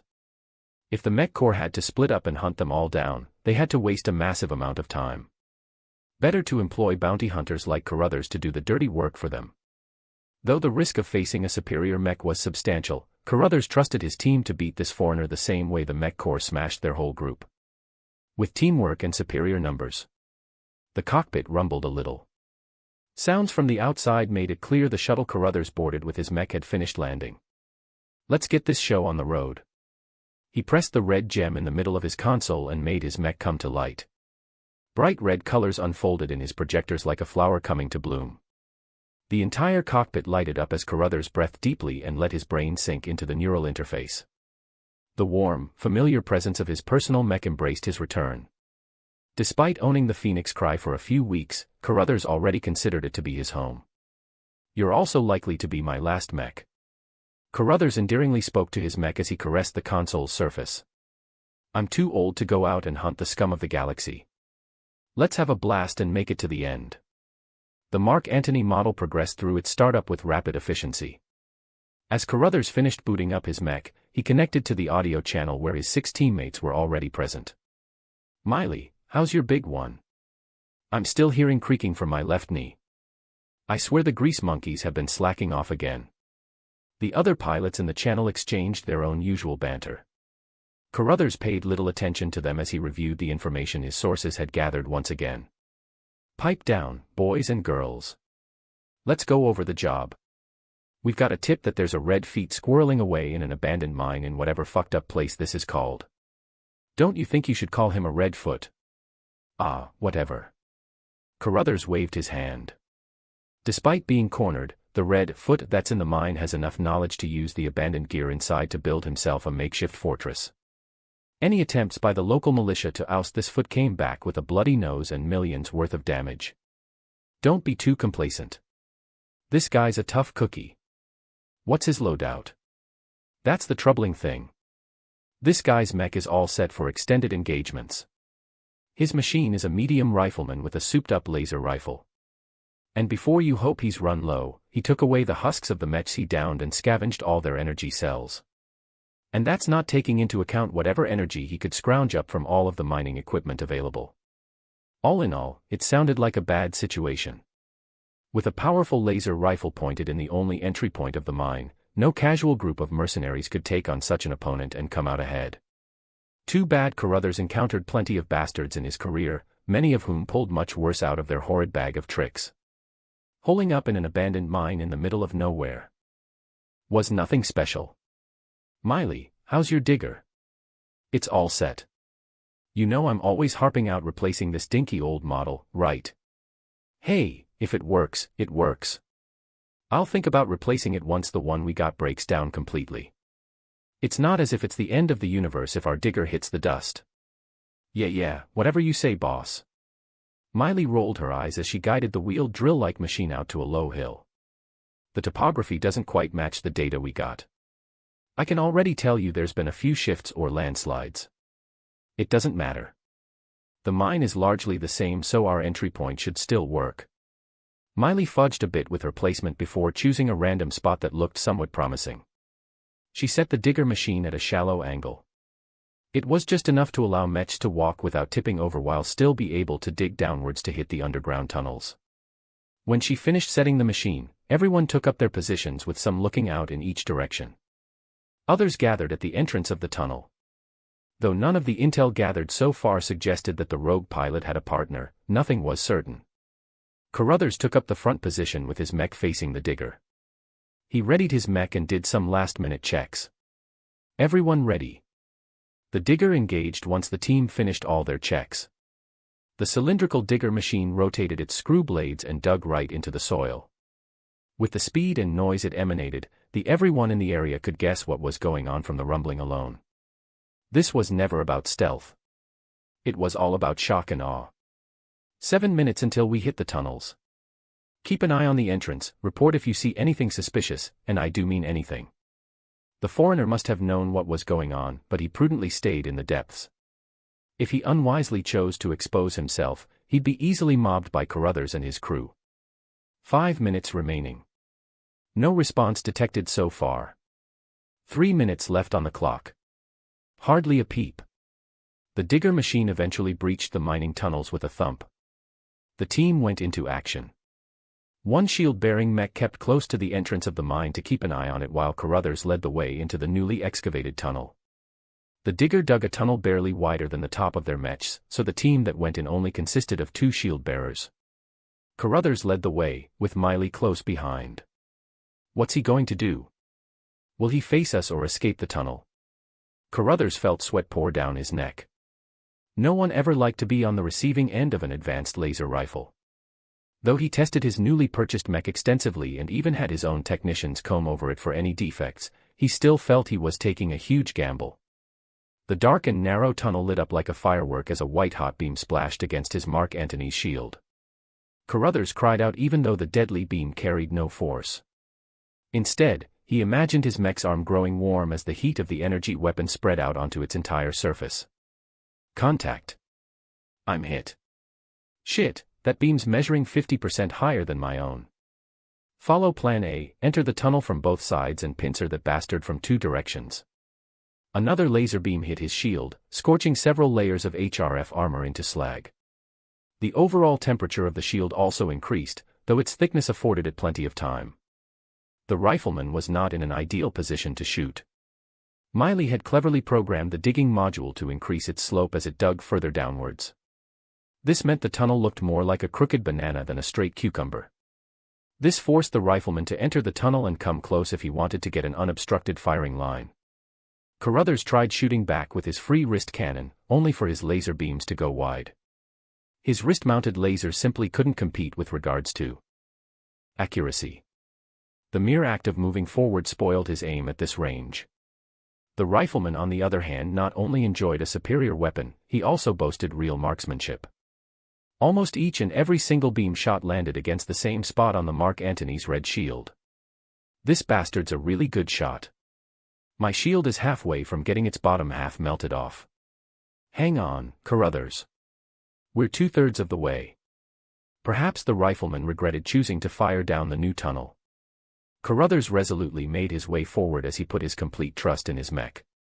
He showed no hesitation in enduring the brutal barrage of laser fire. His shield might be cheap, but it was also fairly thick and possessed plenty of mass to absorb the heat. By the time they came into spotting distance of the end of the tunnel, the enemy pilot abandoned his initial aggression. "Looks like he got onto what we've planned." Carruthers cursed as he failed to trace his target. "It's going to be a pain hunting him down these side tunnels." "Ha, at least your shield served its purpose. We got in without another scratch. If the only thing we need to replace is a shield, then this job paid off in spades." As they almost came upon the entrance, Carruthers felt something amiss. He normally felt as comfortable as a baby when piloting the Phoenix Cry, but suddenly he felt a nudge of some sorts that warned of danger. Following his instincts, he readied his old mech sword that he used to replace the crappy mace and braced his mech for a surprise. The tunnel exploded into flame as some kind of explosive set off just in front of him. The shockwaves bounced off the narrow walls and buffered the shield and the mech that was holding it with pressure and flame. Carruthers held onto his shield with dear life, hoping that it would hold against the violent boom in front of him. By the time the lower end of his shield started to bend dangerously inward, the danger passed. "We've encountered an improvised explosive. Careful at the main tunnel. Don't get fooled and step on something you shouldn't. We've heard the explosion from our end too. We're slowing down and scanning ahead." Just as Carruthers set his mech upright, a blur approached his front and smashed against his shield, almost toppling the Phoenix Cry over. "Shit. He's here." Unusual among mechs, the advanced model in front of him wielded a blunt but heavy staff. It took a while to get it going, but it possessed devastating reach and could deliver a large amount of kinetic energy with each strike. The narrow tunnel prevented Miley from coming up to the side to help. Even firing her weapons was out due to the risk of hitting her own side. As long as the enemy held position, it could bottleneck their team from this side. "Miley, don't come close. Just ready your shield and sword and get ready to back me up. Your shield is almost a goner, Carruthers. That staff will smash it apart in 3 or 4 moves. I can handle it. This guy spent weeks on the run. I've got a fighting chance." With the backup team forced to slow down in order to avoid setting off traps, Carruthers fought with gritting teeth against one of the most challenging opponents of his career. The enemy pilot evidently mastered both ranged and melee mech combat. His staff moves dazzled the mind. His dexterous mech was able to handle wide sweeping moves as well as fast jabs and turns like an actual human. Only the extensive wear and tear and the lack of maintenance slowed the advanced mech's reactions enough for Carruthers to keep up, somewhat. "I never imagined baptizing this my new mech with a fight against a machine 2 generations ahead." His shield received too much damage. The enemy mech prioritized speed and dexterity over power, so his staff strikes were not too overwhelming. However, the technological gap between their two models gave the foreigner a distinct edge. The shield eventually broke into 2 halves. "Fine. Let's play it your way." Carruthers growled and recklessly charged closer while throwing the remaining half of his shield against his opponent. To his credit, the foreigner anticipated the move and deftly redirected the spinning slab to the side. The mech then continued on with its rotation, borrowing the force of the impact to spin the other end of the staff straight down the Phoenix Cry's crested head. If that staff hit his mech's head, he'd be crippled for a couple of seconds, enough time for the foreigner to launch another critical strike. Carruthers felt his heart pump faster as his mind threw away all other distractions. There was only him, his mech and the staff in his eyes. A spark of red seemed to flash and he took advantage of his lightened load to rapidly lean backwards. At the same time, he emptied his shoulder launchers in one go, disgorging a haphazard payload of long-ranged missiles. Such weapons usually required a hard lock onto the enemy mech in order to be effective. Despite the close range, the missiles pretty much flew blindly. Some of them impacted the walls of the tunnels, causing a couple of explosions to spread out all over the narrow environment. Some of the missiles impacted the foreigner's mech but failed to detonate due to the minimum safe distance set in their programming. Only a handful finally managed to explode the enemy mech, causing minor damage that hardly amounted to any loss of function. What the missiles did achieve was to blow the enemy a little back, delaying his incoming strike. Still, the momentum behind the attack was so strong that it kept swooping down. The time those missiles bought allowed Carruthers to come up with another measure. He let loose a scream as his mech held its sword with both hands and struck the head of the staff with the flat side of his blade. The impact stunned both mechs, the Mark Antony model more than its opponent. The medium mech took a couple of steps backwards as it tried to shake off the impact. The Phoenix Cry on the other hand fell down in an undignified way. The sword held, but Carruthers wouldn't trust it to last a couple of years. As Miley was about to hop over his fallen mech, the captain grunted out a signal. "No. He's mine. I can finish the job." With proficient handling, he guided his mech up to its feet with a firm push of the hands. The Phoenix Cry then thundered forward while blasting the front of the tunnel with a twin barrage of lasers. At this range, missing was no concern, and every blast landed somewhere on the enemy mech's surface.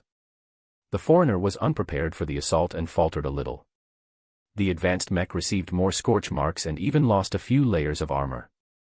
The attack gave Carruthers an opportunity to get close before his opponent built up his momentum again. With the initiative on his side, Carruthers fiercely pressed his opponent with a couple of rapid sword strikes. While the foreign pirate skillfully fended off the attacks with the staff, his mech kept getting pushed backwards.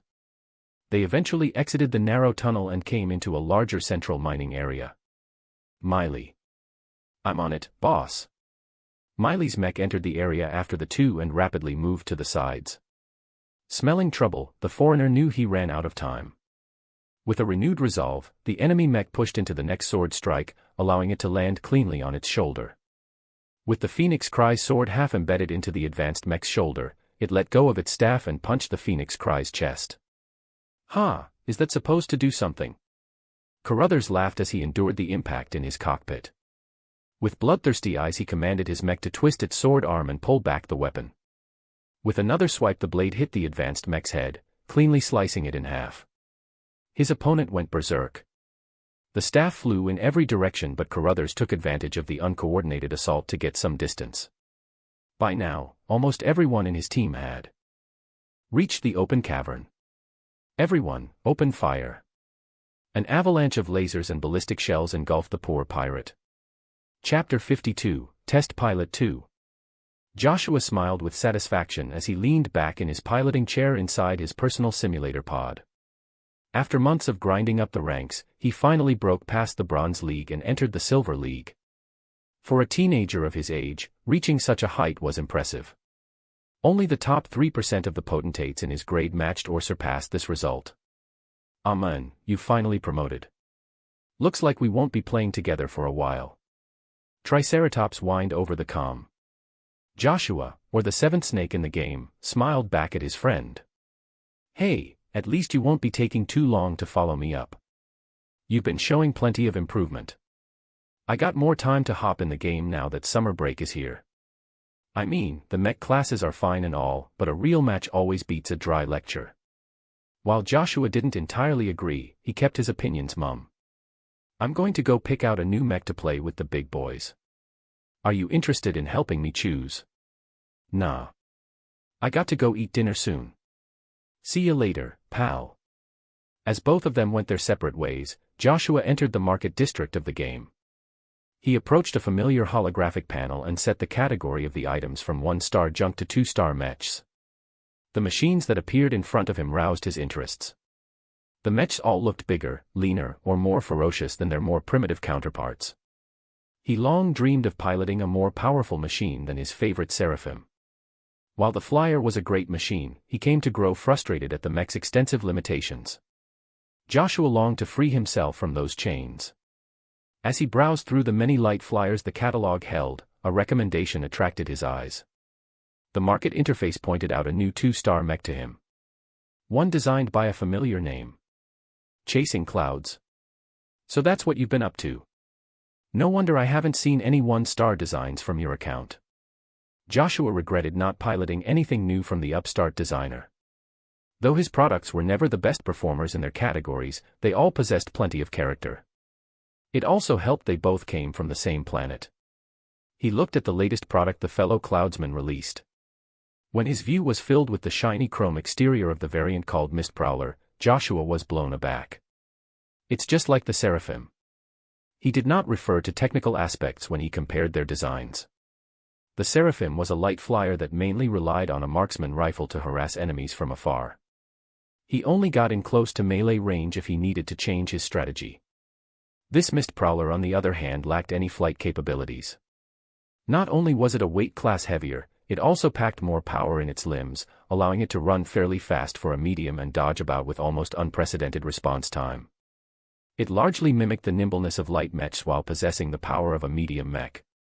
This helps with adding strength to its melee attacks, which this urban combat mech primarily relied upon. No, despite their differences, they emanate a similar presence despite their different playstyles.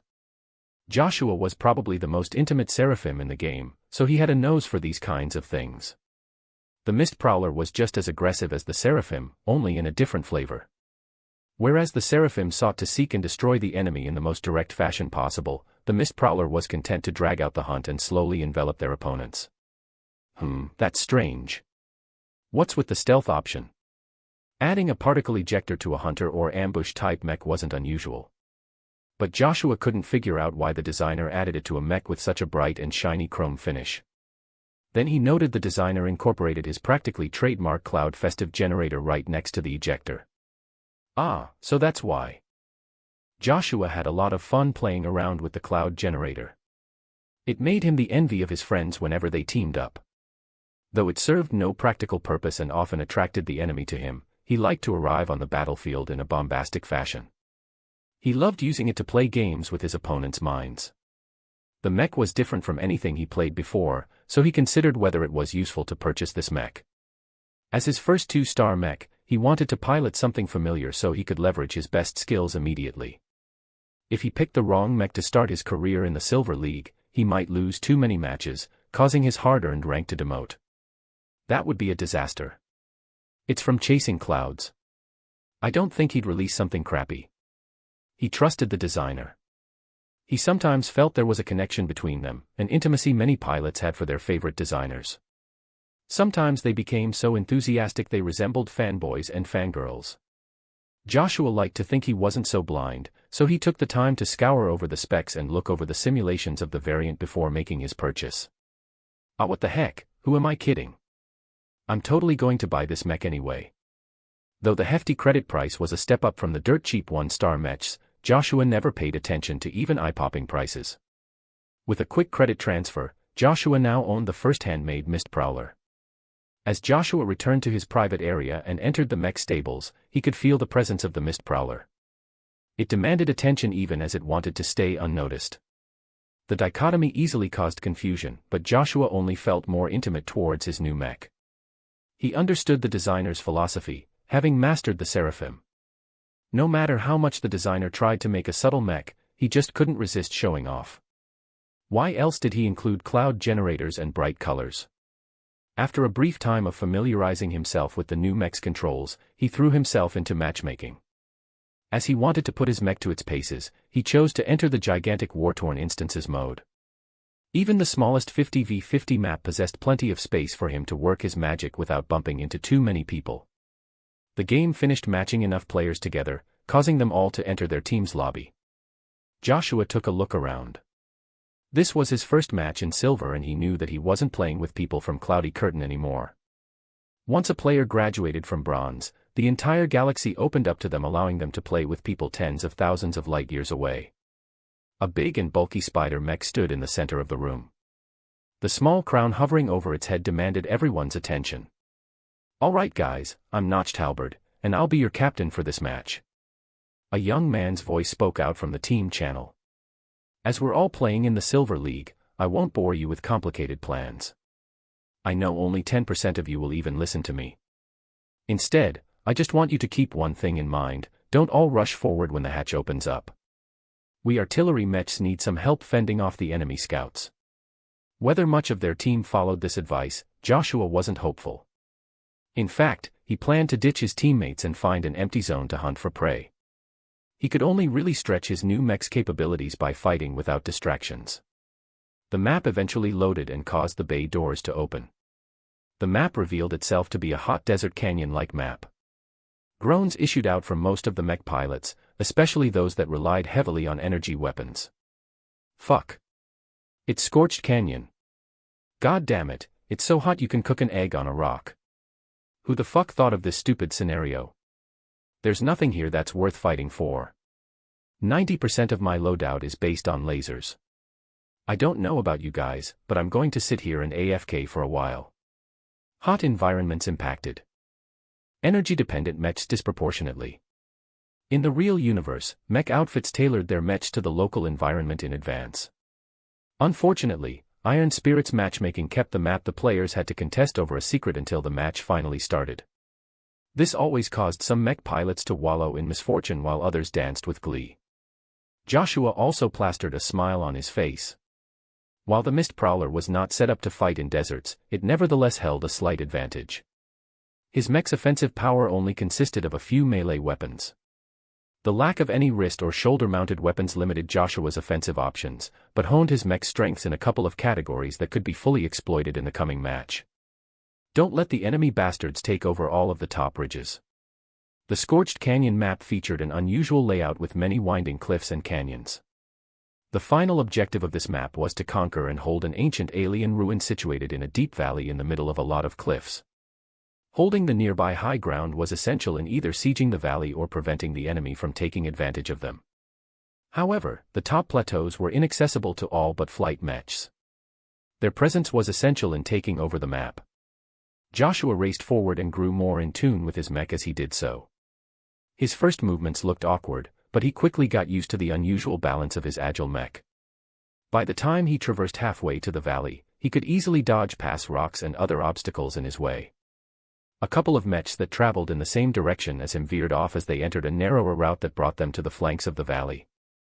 Unlike many others, Joshua continued to head straight towards the center. "Hey noob. It's dangerous if you go into the ruins. He's dead already. The fucking loser probably doesn't know how this map works at all." The risks were exceedingly high if he entered the valley too early, but Joshua could rely on his mech to pull through. The Mist Prowler crossed the wide open space with a sprint that neared the speed of the fastest medium mechs. Unfortunately, its shiny exterior easily reflected the bright sun in the sky, drawing all sorts of unsavory eyes at him. The scouts that have already reached the nearby ridges grew red, and those with ranged weapons started to fire potshots at him. At this range, the chances of getting hit was minimal, but Joshua didn't enjoy the experience. Incredibly, he managed to dodge all but a couple of glancing blows. The pressure of incoming fire was a powerful motivator to mastering the Mist Prowler's quirks. His mech practically danced through the hazards with only a few scuffs marks from accurate laser fire. Even the onlookers from his own team popped out their eyes. Once Joshua reached the midst of the ruins, he was able to use the tall stone structures to break line of sight. Though the enemy could keep raining down fire, damaging the ruins penalized their team's final score. Only by employing scouts and spotters to feed accurate coordinates would teams be able to bombard an enemy occupant without causing excessive collateral damage. The first part is over. Joshua sighed as he came down from the high. Though he only piloted his new mech for a short while, he already felt it moved like his own body, but even better. The mech's amazing mix of speed, agility, and strength made this mech a great close combat mech. Now that he cast the bait, he only needed to wait until an enemy approached. Joshua got his first customer. A three-man team of light scouts hastily entered the ruins from the other side. His own team tried to punish their brazen approach and succeeded in scratching their paint at the very least. One mech even suffered a malfunction in his rifle when it got blown apart by a lucky shell. Ordinarily, a speed-based medium mech preferred not to tangle with light mechs. They moved faster than them while possessing similar amounts of offensive power. The disparity in armor could be negated entirely if the light mechs could use their speed advantage to stay out of reach. This disparity widened. The medium mech possessed no ranged weapons. The Mist Prowler unfortunately lacked even a pistol. No matter. These ruins will be my best friend. The ancient and extensive alien ruins represented the closest urban combat environment in the map. While he could also play around in rock-littered canyons, the spaces there were just a little too small. While the Mist Prowler excelled in complex environments, they needed a certain amount of room to maneuver, which most narrow canyons lacked. As the three scuffed light mechs crossed over to the other side of the ruins, Joshua prepared for their arrival. He held no hope in hiding his mech from their superior sensors. Instead, he walked his mech around and chose a suitable area to make his stand. The Mist Prowler was not a mech that enjoyed letting his enemies come to him. By choosing to set up at busy street, he could use the plentiful structures to block the enemy's field of view and force them to come closer. Like a spider sitting in the middle of his web, Joshua waited for the mechs to fall into his range. When the first of the light mechs stepped into the narrower street, Joshua initiated his plan. He activated his particle ejector, which instantly blasted an entire canister's worth of sensor-blocking junk in the air. The cloud generator also did its work by pumping out a generous amount of psychedelic vapor. The modules expended their payloads rapidly, causing a couple of blocks of streets to be obscured from optical as well as many other types of sensors. This not only blinded the light mechs, it also prevented onlookers from above or below to interfere with Joshua's hunt. He grinned as he felt his anticipation grow. Having mapped the surrounding streets before, Joshua slowly piloted his mech forward. The mech's footsteps weren't exactly subtle, but the panicking light mechs allowed him to get in close. The mech with the damaged laser rifle showed up in front of Joshua first. The mist prowler came out far too sudden for the enemy mech to respond in time. Its shiny exterior reflected all kinds of bright and crazy colors due to the rays passing through the colorful vapor. In fact, the effect worked even better than traditional camouflage. Death! Joshua yelled as he urged his nimble mech to thrust forward with its spear. The force behind his approach was incredible, but the light mech was no slouch either. The enemy pilot bent his mech to the side, causing the spearhead to penetrate the edge of its waist but no deeper. That's not all I got. Usually, a mech that put most of its forward momentum in a weapon thrust left itself open to retaliation. Joshua merely pushed his mist prowler to jump sideways with the enemy and allow the spear to slash the light mech again. The force behind the second blow wasn't too much, but Joshua was able to control his strike to hit the damaged section again. Few other mechs could achieve such acrobatics. The spearhead carved through the light mech's armor like a hot knife through butter. The fatal hit allowed the spearhead to wreck a couple of components near its engine.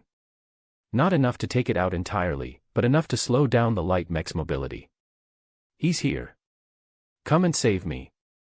The enemy pilot yelled out in the open as he was unable to connect with his teammates with all the interference in the air.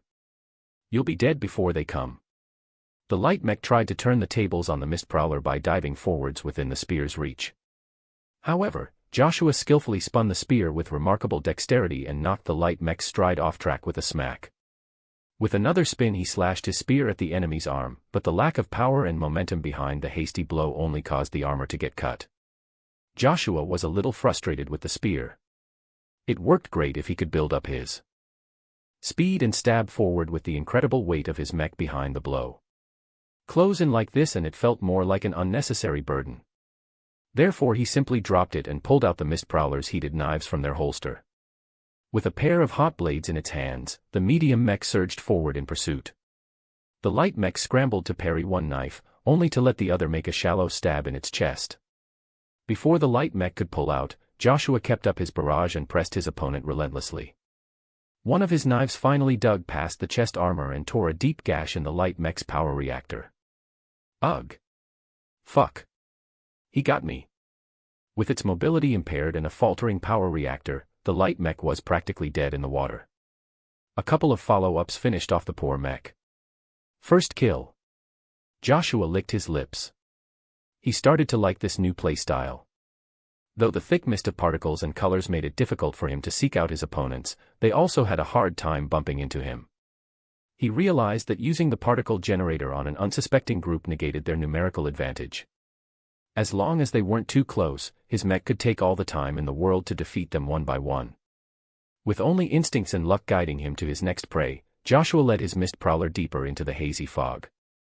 He had 2 more mechs to hunt down before the particles sank down onto the earth. Heh! What Silver League?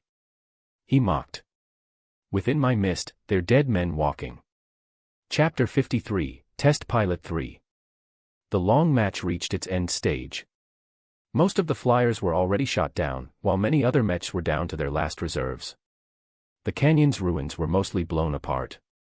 The frequent close-quarters combat and the occasional artillery barrage flattened so many ancient structures that the city was unrecognizable. While many other mechs started to run slower, the mist prowler came alive. Though the scorch marks and many holes caused the mech to lose its shine, the mech navigated the rubble-strewn streets with remarkable alacrity. Its movement at the start of the match might as well be as slow as a slug compared to its current form. This modular armor sure is something.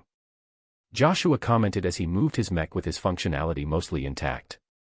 The more square plates he shed, the faster his mech moved. Shedding so much weight in one single match was a new experience for him. It felt as if the Mist Prowler turned from a medium mech into a light mech. If the internal damage wasn't so bad, he'd actually be able to keep up with fast mechs in a race. Too bad the damage is just too extensive. The many holes in his mech's armor exposed the internal sections to the elements.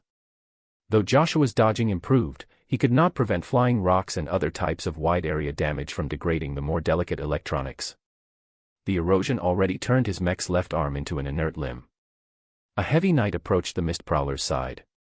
Compared to the half-wrecked medium mech, the knight looked fairly pristine with its intact sword and shield. The mech survived the grueling match so far by being too sluggish to reach most skirmishes in time. The seventh snake, how's your reserves? I'm down to about 25%. I still have 40% left in the tank. The knight boasted. We've reached the final 10 minutes of the match. We have to dislodge whoever's left alive from the central temple. Joshua looked up his team display and only counted 5 mech still alive on his side. Of these 5, 2 never showed up anywhere. Only the Mist Prowler, the heavy knight and a light sniper mech stuck together within the ruins. How many enemies are in the temple? I last counted 5 of them, but that might have changed. That meant they were effectively outnumbered. Joshua did not like his chances. He worked hard to take down 4 enemy mechs and drive away many more. Each of his opponents provided him with a hefty challenge. He now fully appreciated the proficiency of Silver League players. While not all of them possessed balanced skills, they almost always had a trick up their sleeve. How much of that smoke do you have left? I'm down to my last canister. It won't last long enough to kill off all 5 of them. They also know my tricks now, so I doubt it will be effective in separating them from each other. We won't need to separate them in order to win.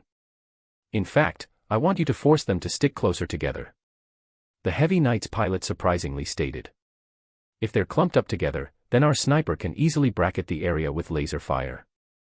Sure, most of them will miss, but if even 20% of his shots hit something, we're on the right track. That was a fairly ingenious plan, if not for one thing. If I go in, I might be liable to get hit by my own side.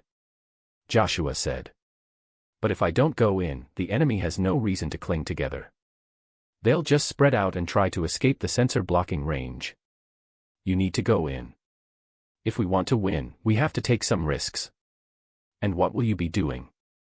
I'll be standing next to our sniper, making sure he won't get ambushed. Look, you don't need to kill all 5 of them yourself. Just try to occupy 2 or 3 of them. You can leave the remainder to us. The plan was racked with holes, but Joshua couldn't figure out another way to win. The longer they stayed near the temple, the more their capture score accumulated. Once it reached the limit, they'd win the match. Joshua parted from the pair with a heavy heart. He was essentially tasked with acting as distraction and bait. Victory and defeat rode upon his shoulders. He didn't want his first match with the Mist Prowler to end so ignominiously. Come on, fellow, I know you have it in you. Please stay together for a couple more minutes. His back cage holding the cloud generator and projector lost a lot of weight as the match went on. Almost all of the canisters were missing as Joshua already used them up. Only the last canister remained unused. Joshua programmed the particle ejector, and then initiated a delay. He controlled his mech to quickly detach the back module and throw it in the direction of the central temple. The particles instantly engulfed the surrounding area. A great fog of shiny particles and rainbow colors blocked everyone's view. If the sniper had not prepared a position and zeroed in on the temple, he would be as blind as the rest. I'm going in. Hey sniper, I'll be alternating from the left to the right side of the temple area each minute starting from now. Roger that. With that out of the way, Joshua entered the mist yet again, rendering himself blind. By now, Joshua got used to the sheer amount of visual noise around him. Having prepared his entry with a rudimentary map, he eased his mech forward. Its steps landed softly in the soil, much gentler now that it only wore a fraction of its armor. Joshua felt more in tune in this blind environment. The Mist Prowler was made for hunting in the heavy fog. Like an extra-dimensional specter, the sorry-looking and creaky mech approached the temple. As a minute passed, he switched a little to the right. He decided to increase his pace and probe the enemy's disposition. Once the main temple came into view, a laser shot out at him from a corner. "Contact!" Joshua yelled as he dodged further to the right. Then he realized the particles in the air blocked all communication signals as well. Shit! His mech spurred ahead with a scavenged sword in hand. The spear and heated knives weren't able to survive Joshua's rough handling. More shots to ping in his direction, but luckily they were just exploratory in nature. Another set of laser shots started to fire from the outskirts. The sniper in Joshua's team finally went into action and focused most of his shots to the left. The Grand Temple came into view. Unlike the other stone ruins in the map, the main structure of the alien city was carved out of an exotic stone that shone bright black in the sun. Its appearance was incongruent with the local architecture. Joshua cared little for these fictional curiosities and instead focused on getting into sword range with what looked like a banged-up heavy centaur. It lost most of its weapon emplacements from previous attacks. Most notably, one of its legs appeared to be lame. "It's a sitting duck." He grinned at the sight. The heavy mech did not use any weapon other than what looked like a salvaged laser rifle. The mech's fixed weapon emplacements were either destroyed or expended all of their ammunition. The heavy mech released a trumpet-like sound in the air as it called for help. Knowing that he didn't have much time, Joshua squeezed out all of the Mist Prowler's potential and dodged the heavy mech's plentiful shots with clumsy grace. Knowing that its end was near, the heavy mech dropped its rifle and instead lifted off a ridiculous-looking maul from the ground. Even before the Mist Prowler came into range, the centaur already started to swing the hefty weapon. "Just because my mech looks like scrap doesn't mean it can't dance." With contemptuous ease, Joshua bent his mech backwards and allowed the head of the maul to pass right before his mech's nose. After he pulled his mech upright, the sword in its hand made a few quick stabs towards the damaged and wrecked weapon emplacements on the centaur's body. He might as well be stabbing a stationary target, because the centaur's reaction speed was far too slow compared to his Mist Prowler. The centaur smoked and its reaction slowed down once more. Joshua was disappointed his attacks hadn't wrecked the mech, but he shouldn't be surprised. Heavy mechs often survived heavier punishments. He made do with merely crippling his opponent because a pair of enemy light mechs finally came to the centaur's aid. "Two more for the chopping block," Joshua said as his grin grew stronger. Instead of confronting them directly, Joshua abruptly shifted his mech to the left. He acted as if he wanted to lure the two into a fruitless chase. As planned, the wary light mechs didn't follow him deeper into the mist. Instead, they opted to approach their crippled teammate and assess his condition. Unfortunately for them, the sniper fire abruptly started pelt them down. One shot even thrust past a damaged shoulder section, cleanly severing the entire arm from the poor mech's frame. None of the mechs present on the battlefield looked pristine. Many mechs missed entire sections of their armor. A single attack at an unprotected opening could prove devastating. Joshua decisively shed the three mechs and instead dove in deeper and came up on the entrance of the temple. He had to move carefully now that he came so close. Destroying the temple was an automatic loss condition.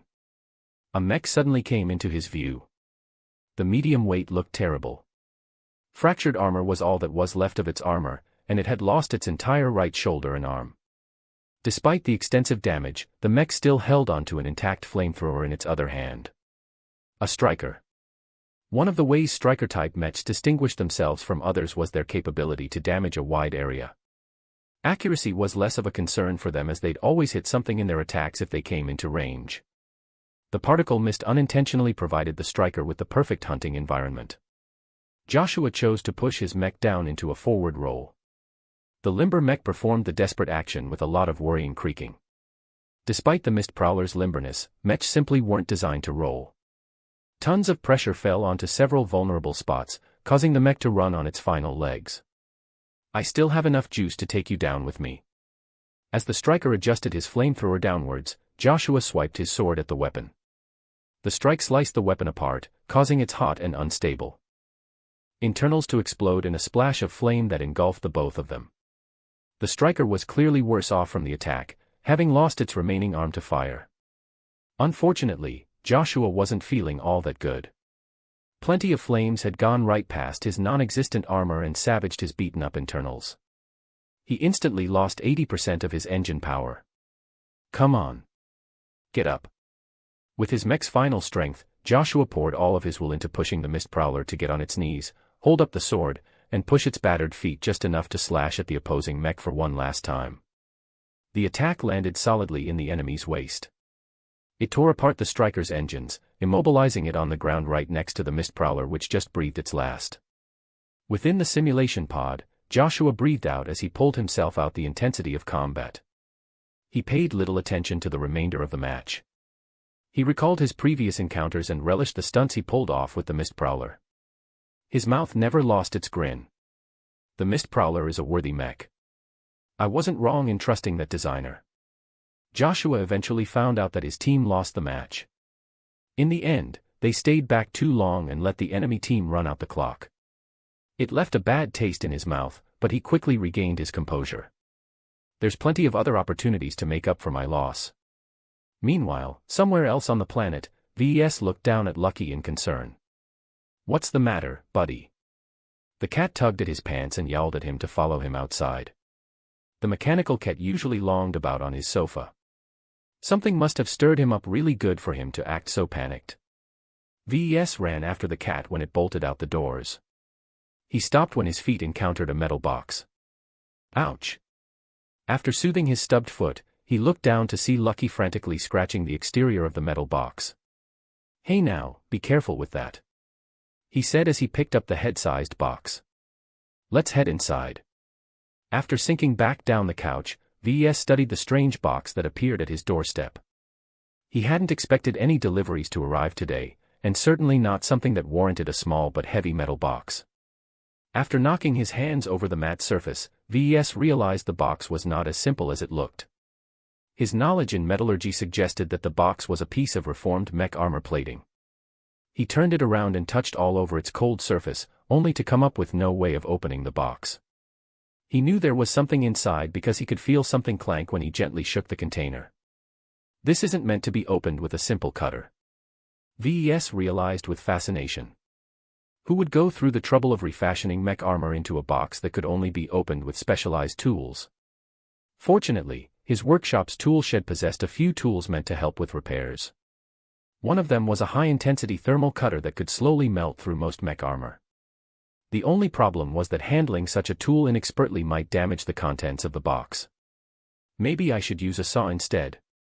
But when VES studied the box further, he realized that using saws came with its own risks. The armor plates weren't simply stacked on top of each other, but were placed in a particular pattern that could cause the entire box to implode and funnel excess kinetic energy to the middle. It was an ingenious security feature that spoke of a great amount of effort in keeping the contents of the box secure. I can't use a saw or a thermal cutter alone. I have to use both. Though there were more advanced tools that could open the box without risk, they were all in the hands of large or rich manufacturers. A nobody like VES wouldn't be able to afford such extravagance. Therefore, VES simply prepared his tools and carefully worked on the box with Lucky watching on with hungry eyes.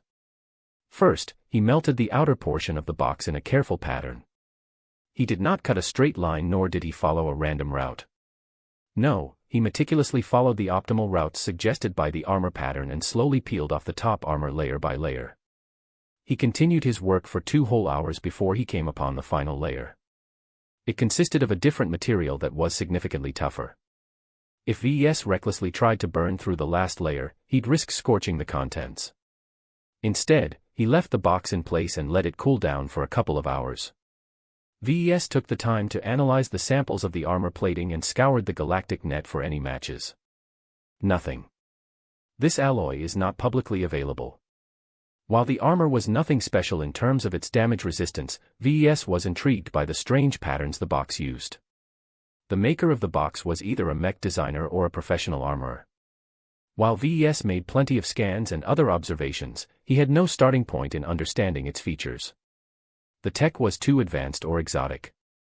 It might even have alien roots, seeing that the patterns incorporated many strange patterns that resembled alien scripts. After the box had sufficiently cooled down, VES took up the powered saw and carefully guided it to cut a tiny groove at the edge of the box.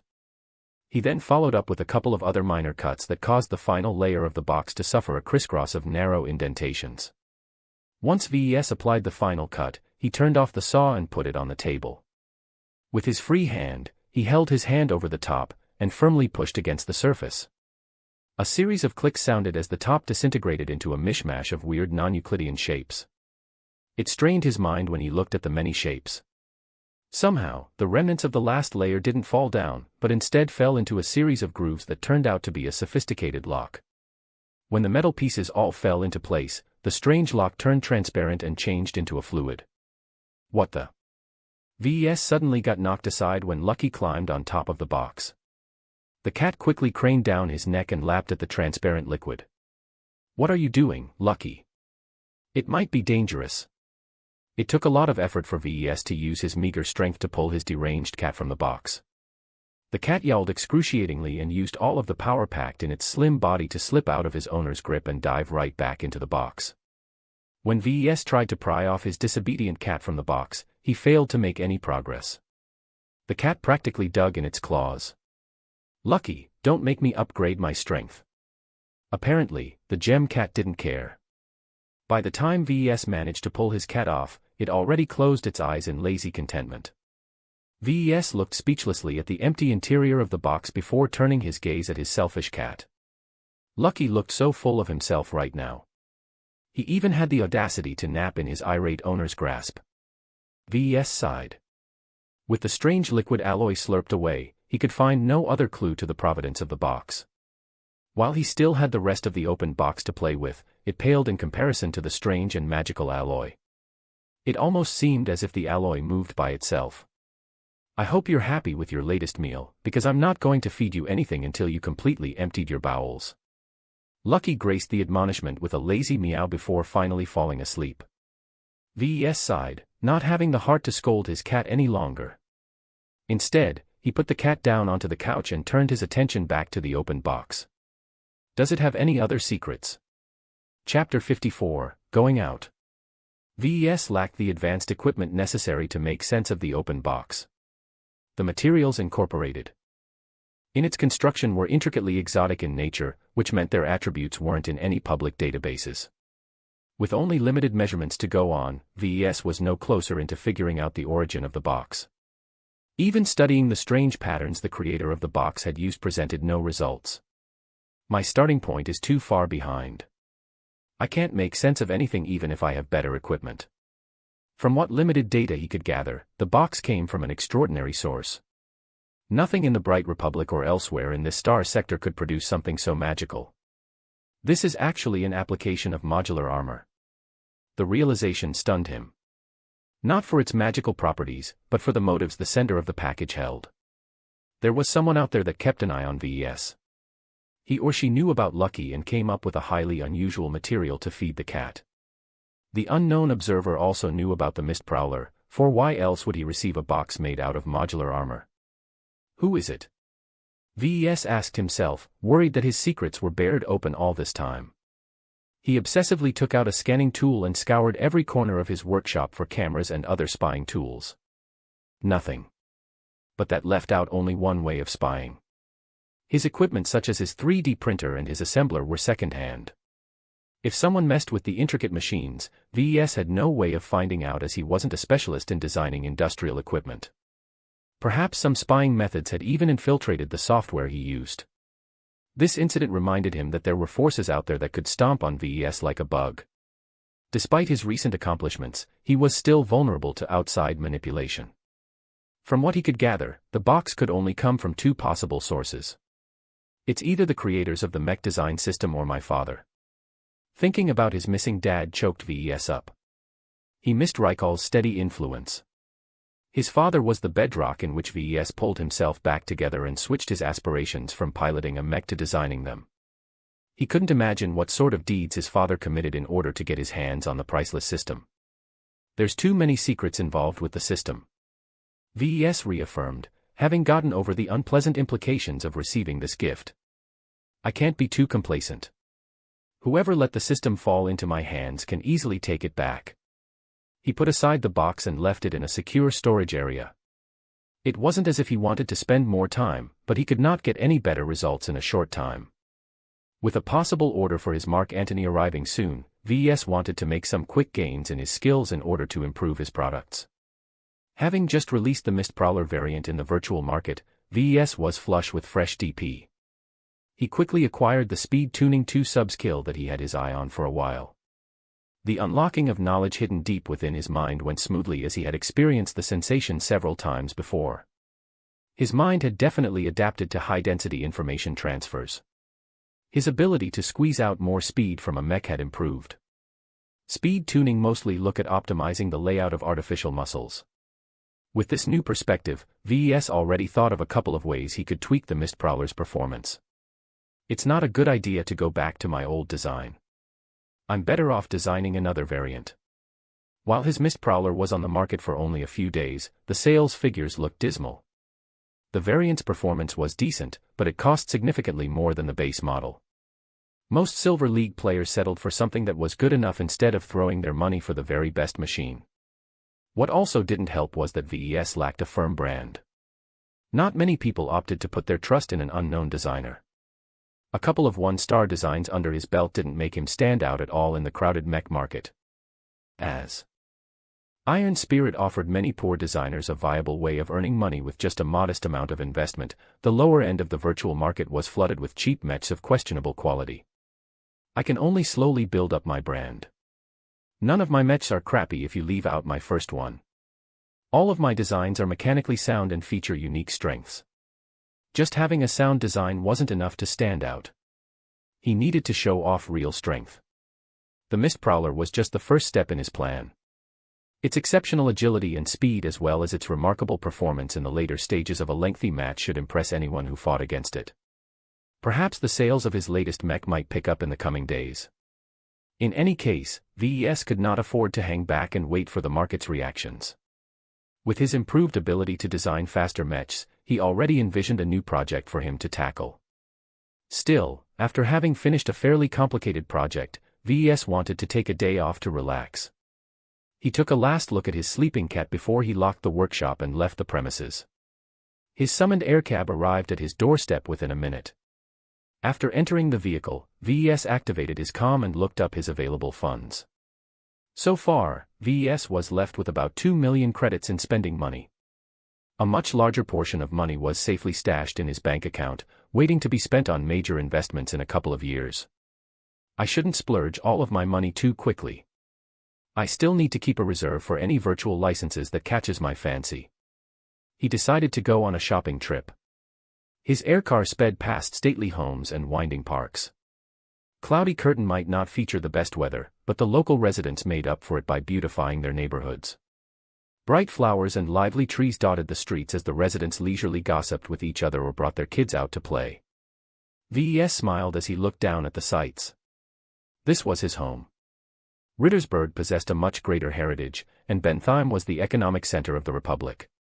Nonetheless, Cloudy Curtain possessed its own unique charm. Peace was everywhere and one could escape from the wider struggles of the galaxy by settling at one of the planet's many plots of land. Cloudy Curtain was neither too poor nor too rich. If one could name one vice, it was that most residents were rather lazy and unambitious. As a second-generation resident of Cloudy Curtain, VES was keenly aware of this difference. No other local mech designer would have the guts to start a mech business by themselves. They were too content to go with the flow. "Father, where the hell are you?" VES sighed again. Rykal Larkinson always behaved as if he was driven, just like the rest of his notable family. The aircar finally touched down at a quiet but upscale commercial street in the center of Freslin. The city was the second largest metropolis on the planet, though in galactic standards it was just a slightly larger town. In any case, the workshop was located in the furthest suburbs of Freslin, so VES found it much more convenient to travel here rather than the capital on the other side of the planet. His first stop was the local branch of the Sanya-Lablin Security Solutions. SAS was one of the preeminent security companies in the local star sector. It somehow managed to establish a firm market presence in both the Bright Republic and the Vija Kingdom. That led to many suspicions, but the Commerce Minister of the Republic himself vouched for the company. As VES wanted to shore up his workshop's anemic security, he went for the best. You couldn't get any better than SAS. After he stepped inside, an attractive, dark-skinned female attendant walked over. Both of them exchanged handshakes. "Welcome to Sanya-Lablin, Mr. Larkinson. You can call me Robin." I'm the head security consultant of the Freslin branch. I'll be attending to your needs this afternoon. While VES was surprised. With the woman's age, he was more interested in the mention of his name. You know who I am. How can we not? She smiled. Your face was plastered all over the news a few weeks back when you won silver in Bentheim. VES thought that such a small accomplishment would quickly be forgotten by the masses. Did he underestimate the fame he earned when he achieved second place in the Fusion Cup? Well, Robin, as you can probably guess, I'm here to invest in security for my business. Can we talk? Certainly. After exchanging greetings, the woman led him to a small and richly furnished conference room. VES took a random seat while Robin set down a cup of coffee on the table in front of him. The security consultant pressed down the table, allowing a projector to beam a bunch of marketing material in front of him. It listed all the standard services the company provided.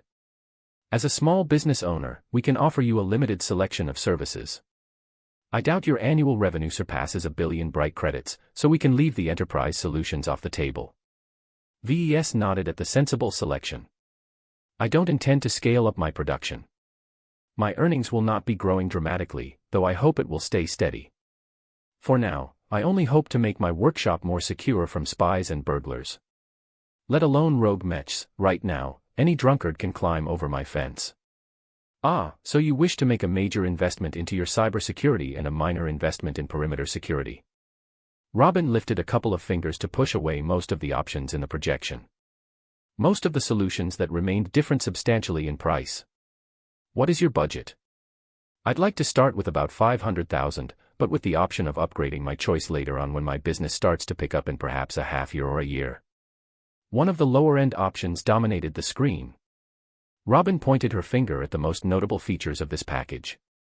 The Cyber Robo service that we offer can protect your premises both digitally and in reality.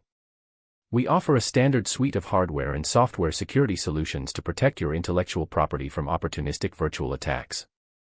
You can always upgrade or downgrade this ongoing service at your leisure. That sounds great. What about protection from outside my doorstep? We can offer you a team of 4 mechanical patrol bots to establish a basic perimeter guard. We cannot offer you direct control over their programming, but we do allow you to designate priorities. You can designate an area that they must guard at all costs, for example. What kind of armament will they carry? The bots are licensed to carry anti-personnel and light anti-vehicle weapons. It won't stop even a light mech, but they can and will shoot down any aircars crashing in your direction. If you happen to upgrade your contract with a couple of million credits, we can augment your guard with a pair of our proprietary arc bots. They possess enough firepower to fend off a light mech long enough for the planetary guard to respond. The options on the table weren't to his satisfaction. VES wanted a more substantial guard to have some peace of mind. Sadly, he wasn't made of gold, so he had to do with what his budget could withstand. I'll take the basic Cyber Robo option. The two hammered out the details within an hour. Within a week, a couple of technicians and security consultants would visit his workshop and start to implement his chosen security plan. Besides designating a couple of sections of his workshop that he wanted to protect the most, the people of SAS could take care of the rest. VES left the branch office with a lighter step. Though he spent 500,000 credits in one go, the extra safety he got in return allowed him to ease one worry off his mind. Once my business rises in value, I have to increase my security spending. I can't end up as a fat lamb ready for slaughter. As VES only recently started his company, he wasn't worth gobbling up. With the system's help, that could change fast. Once his skills improved and his mech designs incorporated a couple of unique strengths, VES might be inundated with offers. Some of them may not come with kind intentions. Chief among them was Walter's Whalers. As the local bullies of Cloudy Curtain, they took a modest cut out of every company's earnings. They were rather mild as far as gangs went. Cloudy Curtain was just too small for them to squeeze with any force. If they acted too heavy-handedly, then no business would be willing to operate in their territory. Therefore, the next destination of his trip brought him to one of their outposts near Freslin. The dilapidated-looking mech base only serviced a single squad of mechs, but VES didn't underestimate the local organization one bit.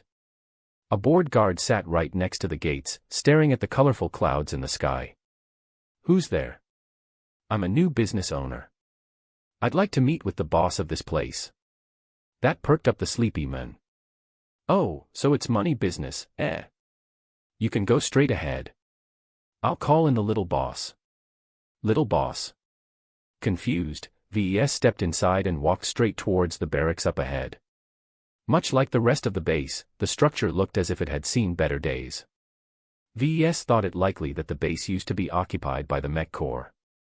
The lack of any value extracted from the local star system prompted the Bright Republic to scale down its local presence and allocate their resources to richer planets. After Walter's Whalers took over planetary security, they clearly didn't value proper maintenance as much as the Republic's armed forces. VES even saw a pile of wrecks stuffed in a corner. He lamented the enormous waste. If they hadn't been so exposed to the elements, a designer like himself could salvage much of the parts and cobble up a couple of cheap but functional mechs. He already had experience doing so in the Fusion Cup. Hey, what's up, man? A hand clapped his back from behind, giving the frail mech designer a fright. He turned around and met his gaze with a handsome blonde that matched his age. The young man looked similar to the elite pilots he encountered in the YTE. He wore a sweaty piloting suit, which made it clear the men just finished practice. I'm VES Larkinson. Are you the little boss? Sure thing. And before you ask, I'm Dietrich, Walter's second son. The man grumbled a bit as he swiped his messy hair.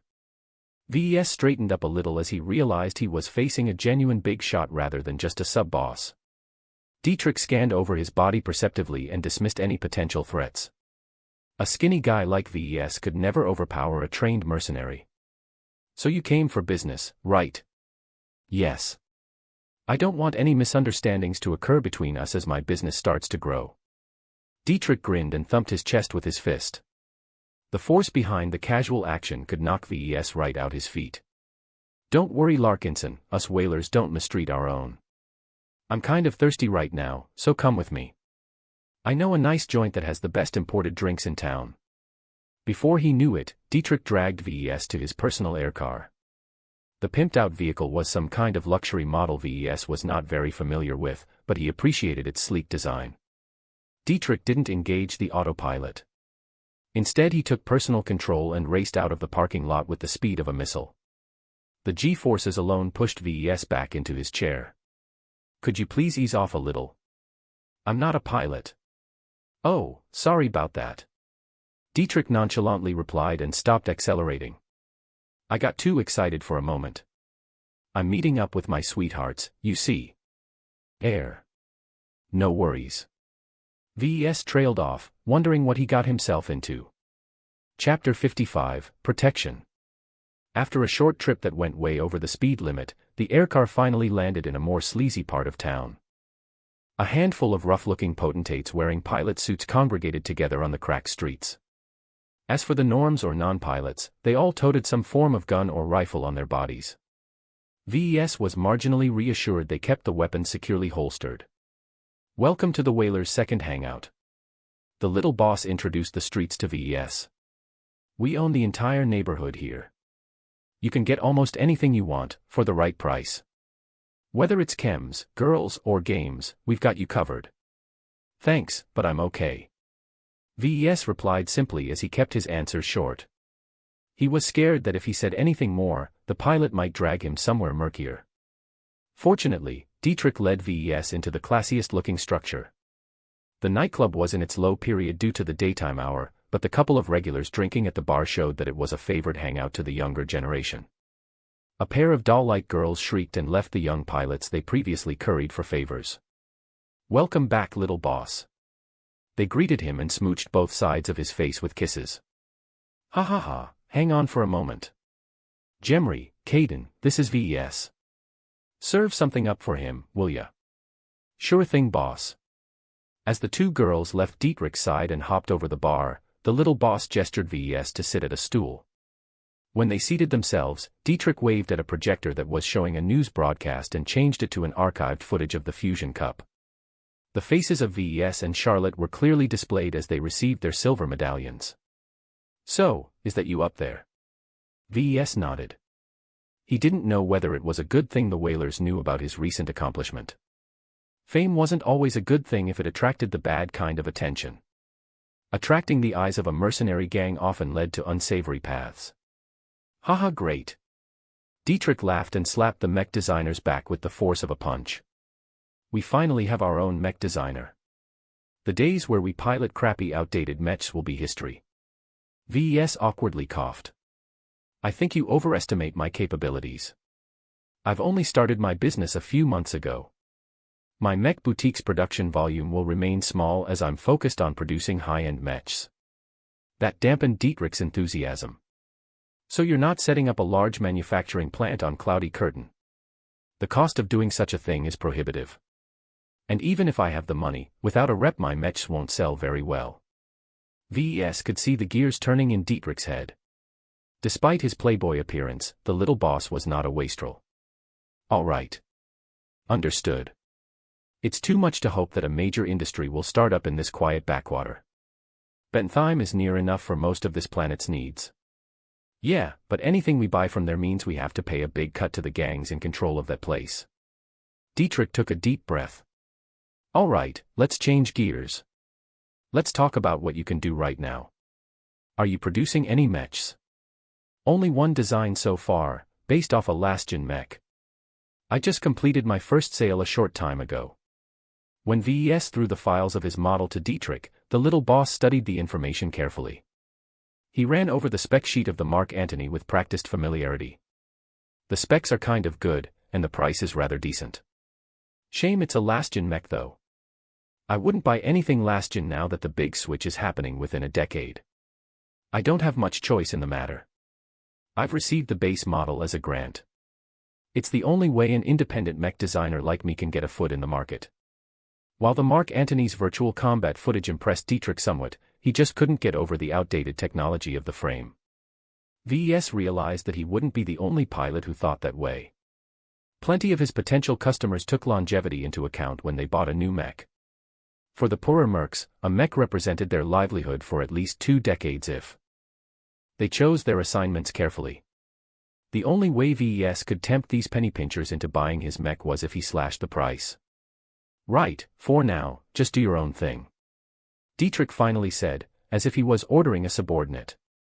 When you manage to come up with a more modern design, you should start to pay us back for our generous protection. Don't worry, we won't let any trouble fall in your way in the meantime. VES was smart enough to read the underlying intentions of that statement. Dietrich's interest in VES lay more in his mech production capability than his earnings. Walter's Whalers considered him and his workshop as one of their own pretty much, and won't allow any other gang to lay a claim. The offer of protection was not delivered in a sarcastic undertone. Small-time planetary gangs like the Whalers often provided genuine protection to the businesses they held an interest in. It was a way of legitimizing their underground rule and put themselves in the good books of the local government. As to why the Mech Corps didn't kick these gangs off their thrones and took charge of planetary security by themselves, it was impossible to eradicate the criminal underbelly in any civilized settlement. Rather than engage in an endless war of attrition, the Bright Republic decided to tolerate these shady mercenary gangs and let them fight for turf among themselves. As long as they didn't went overboard and caused mass civilian casualties, the government was willing to turn a very blind eye. Naturally, VES realized such offers of protection came at a cost. He nodded his head at Dietrich. I'll be sure to repay your generosity once I've expanded my business. The pair spent the next hour trying out drinks and chatting with the 2 girls. Well, Dietrich did most of the drinking and flirting. VES sat at his side trying to sip as little alcohol as possible. Once he finally managed to squirm from the little boss grip, VES hailed an aircar and went straight home.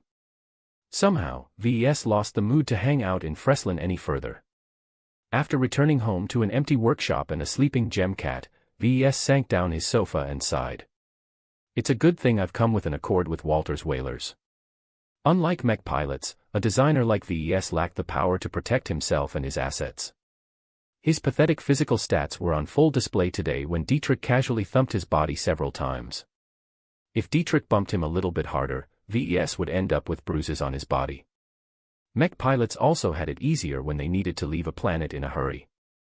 Their main belongings often consisted of a personal mech and anything they could stuff in their cockpit. They could easily board a passing shuttle or transport and zip away from the star system in a jiffy. As for mech designers, their most valuable assets consisted of heavy, cumbersome industrial equipment.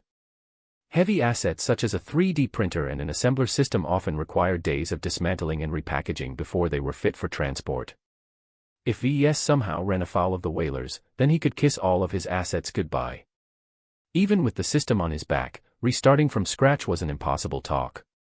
Just like Lucky, VES took a deep sleep that night. Unlike the lazy cat, he had to wake up properly next morning. The experiences yesterday had rekindled the fire that drove VES to reach the top. He received too many reminders that he was still a nobody in the eyes of others. Without improving his skills and getting a few good designs under his belt, VES could never break the suppression of others. He turned back to the drawing board and envisioned his next design. Ignoring the Mist Prowler, VES instead revisited the base model. The Octagon design is fairly fast, but it's still limited to the realities of its medium weight class. As an urban hunting mech, the Octagon's priorities lay in its agility, not its top speed. While its lighter than usual armor allowed it to run briskly, it did not even come close to any records. What if he made a variant of the Octagon that was capable of moving much faster? It'd be a nightmare to all light mechs. Light mechs boasted unparalleled speed in exchange for thin armor and weak weapons. Though they might strengthen one of the two, it always came in expensive speed. No light mech truly excelled in all three aspects. In comparison, even the lightest medium mech could crush them in terms of weapons and armor. The only reason why medium mechs couldn't leverage their advantages properly was that light mechs often outran any opponents coming after them. Light mechs always held the initiative in a skirmish. If a medium mech was able to catch up to a light mech, the tables would turn. However, not everyone could make such a miracle possible. A medium mech possessed a baseline amount of weight. If the mech's internal frame, engines, and power reactor got any weaker, then they couldn't even be called medium mechs anymore. At best, their performance resembled light mechs so much that they'd effectively be one. What VES had in mind was to design a mech with enough speed to close the distance with light mechs while still maintaining some of the advantages of a heavier weight class. Thus, VES opted not only for weight reduction, he also wanted to look into short-term burst acceleration methods. The only way a medium mech can catch up to a light one is if it has an auxiliary mobility module. Flying was the easiest and also laziest solutions. Designing a medium flying mech came with so many considerations that VES might get overwhelmed. Besides, the Octagon's advantages worked best on the ground. Looks like I can only turn to boosters. VES concluded, and visited the booster section in the virtual market. Iron Spirit offered a decent variety of boosters in the 2-star range. Plenty of wild-eyed inventors came up with booster systems. Not all of them worked as well as their makers had thought. VES could choose from a lot of cheap but crappy systems, or fork out some serious dough for something that actually worked out decently in the battlefield. Boosters generally came in two variants. The slow burners used up energy in a more efficient way. While they were unable to provide a high amount of thrust, any mech that incorporated these boosters enjoyed a substantial reduction in travel time. The fast burners, on the other hand, worked in the opposite way. They provided a substantial amount of thrust, but placed very high demands on the kind of fuels they consumed. They were much more expensive to start, but sometimes a sufficient amount of speed trumped all other considerations. VES thought the same. He settled for a run-of-the-mill fast-burning booster system for 150,000 credits. While the Subomi Accelatron A2W got stuck with one of the worst names for a booster system, but delivered a respectable amount of speed. The only downside to the system was that it guzzled up a lot of high-energy fuels and lasted only for a short time before the system engaged its forced cooling cycle. Nonetheless, a smart pilot who engaged his boosters at the right moment could easily overtake an overconfident light mech. Now that I've bought the boosters, let's see how I need to accommodate the frame. The boosters were only responsible for closing the distance after spotting an enemy light mech. What could give the Octagon a more durable way of moving fast was to pull the oldest trick in the book. I'll have to shed some weight off the frame. A clever choice of reducing weight could make the Octagon retain most of its effectiveness while making it substantially faster. However, such a thing was not that easy to do. The designers of the base model already worked hard in offloading excess weight. For VES to do it again meant he'd have to make some trade-offs. First, the armor could use some trimming. If I want to save weight and maximize the utility of my variant's armor, then I should stick with the stock armor instead of opting for the more exotic modular armor. The default armor the Octagon sported served its purposes well enough. VES only needed to do some tweaking to its armor design in order to emphasize the speed aspect. While it was nice to increase the mech speed once it accumulates more damage, if the armor had already shrunk a bit, a modular system somewhat lost its purpose. I can also do something about the energy cells. I can exchange the mech's high endurance for something else. He sketched a new energy storage scheme where he cut off a couple of cells in order to make space for the boosters. Some energy cells provided the specialized fuels for the new system. Now I'll have to place the boosters in a couple of good locations. You couldn't just slap a few boosters in a few random spots and call it a day. A badly placed booster could easily unbalance or even topple over a mech. VES chose to employ 6 of the Acceletrons and place them somewhat evenly onto his new design's back. He could figure out the precise placements later with the help of the system's tools. What should I do with the mech's agility? Does the Octagon need to keep its limbs nimble and flexible? It was not necessary for a light mech hunter to possess exceptional agility. Merely speed and power was enough for such mechs to smash light mechs into pieces. Nevertheless, the number one strength of the Octagon was its enormous range of motion. If VES eliminated this aspect entirely, he'd end up with a variant that lost its roots to the base model. The decisions involved with this aspect paralyzed him for a time. Part 6 of the series ends here. Thank you for watching and listening. If you find it interesting, please give us a like, a comment and a subscription so that we have the motivation to make the next videos.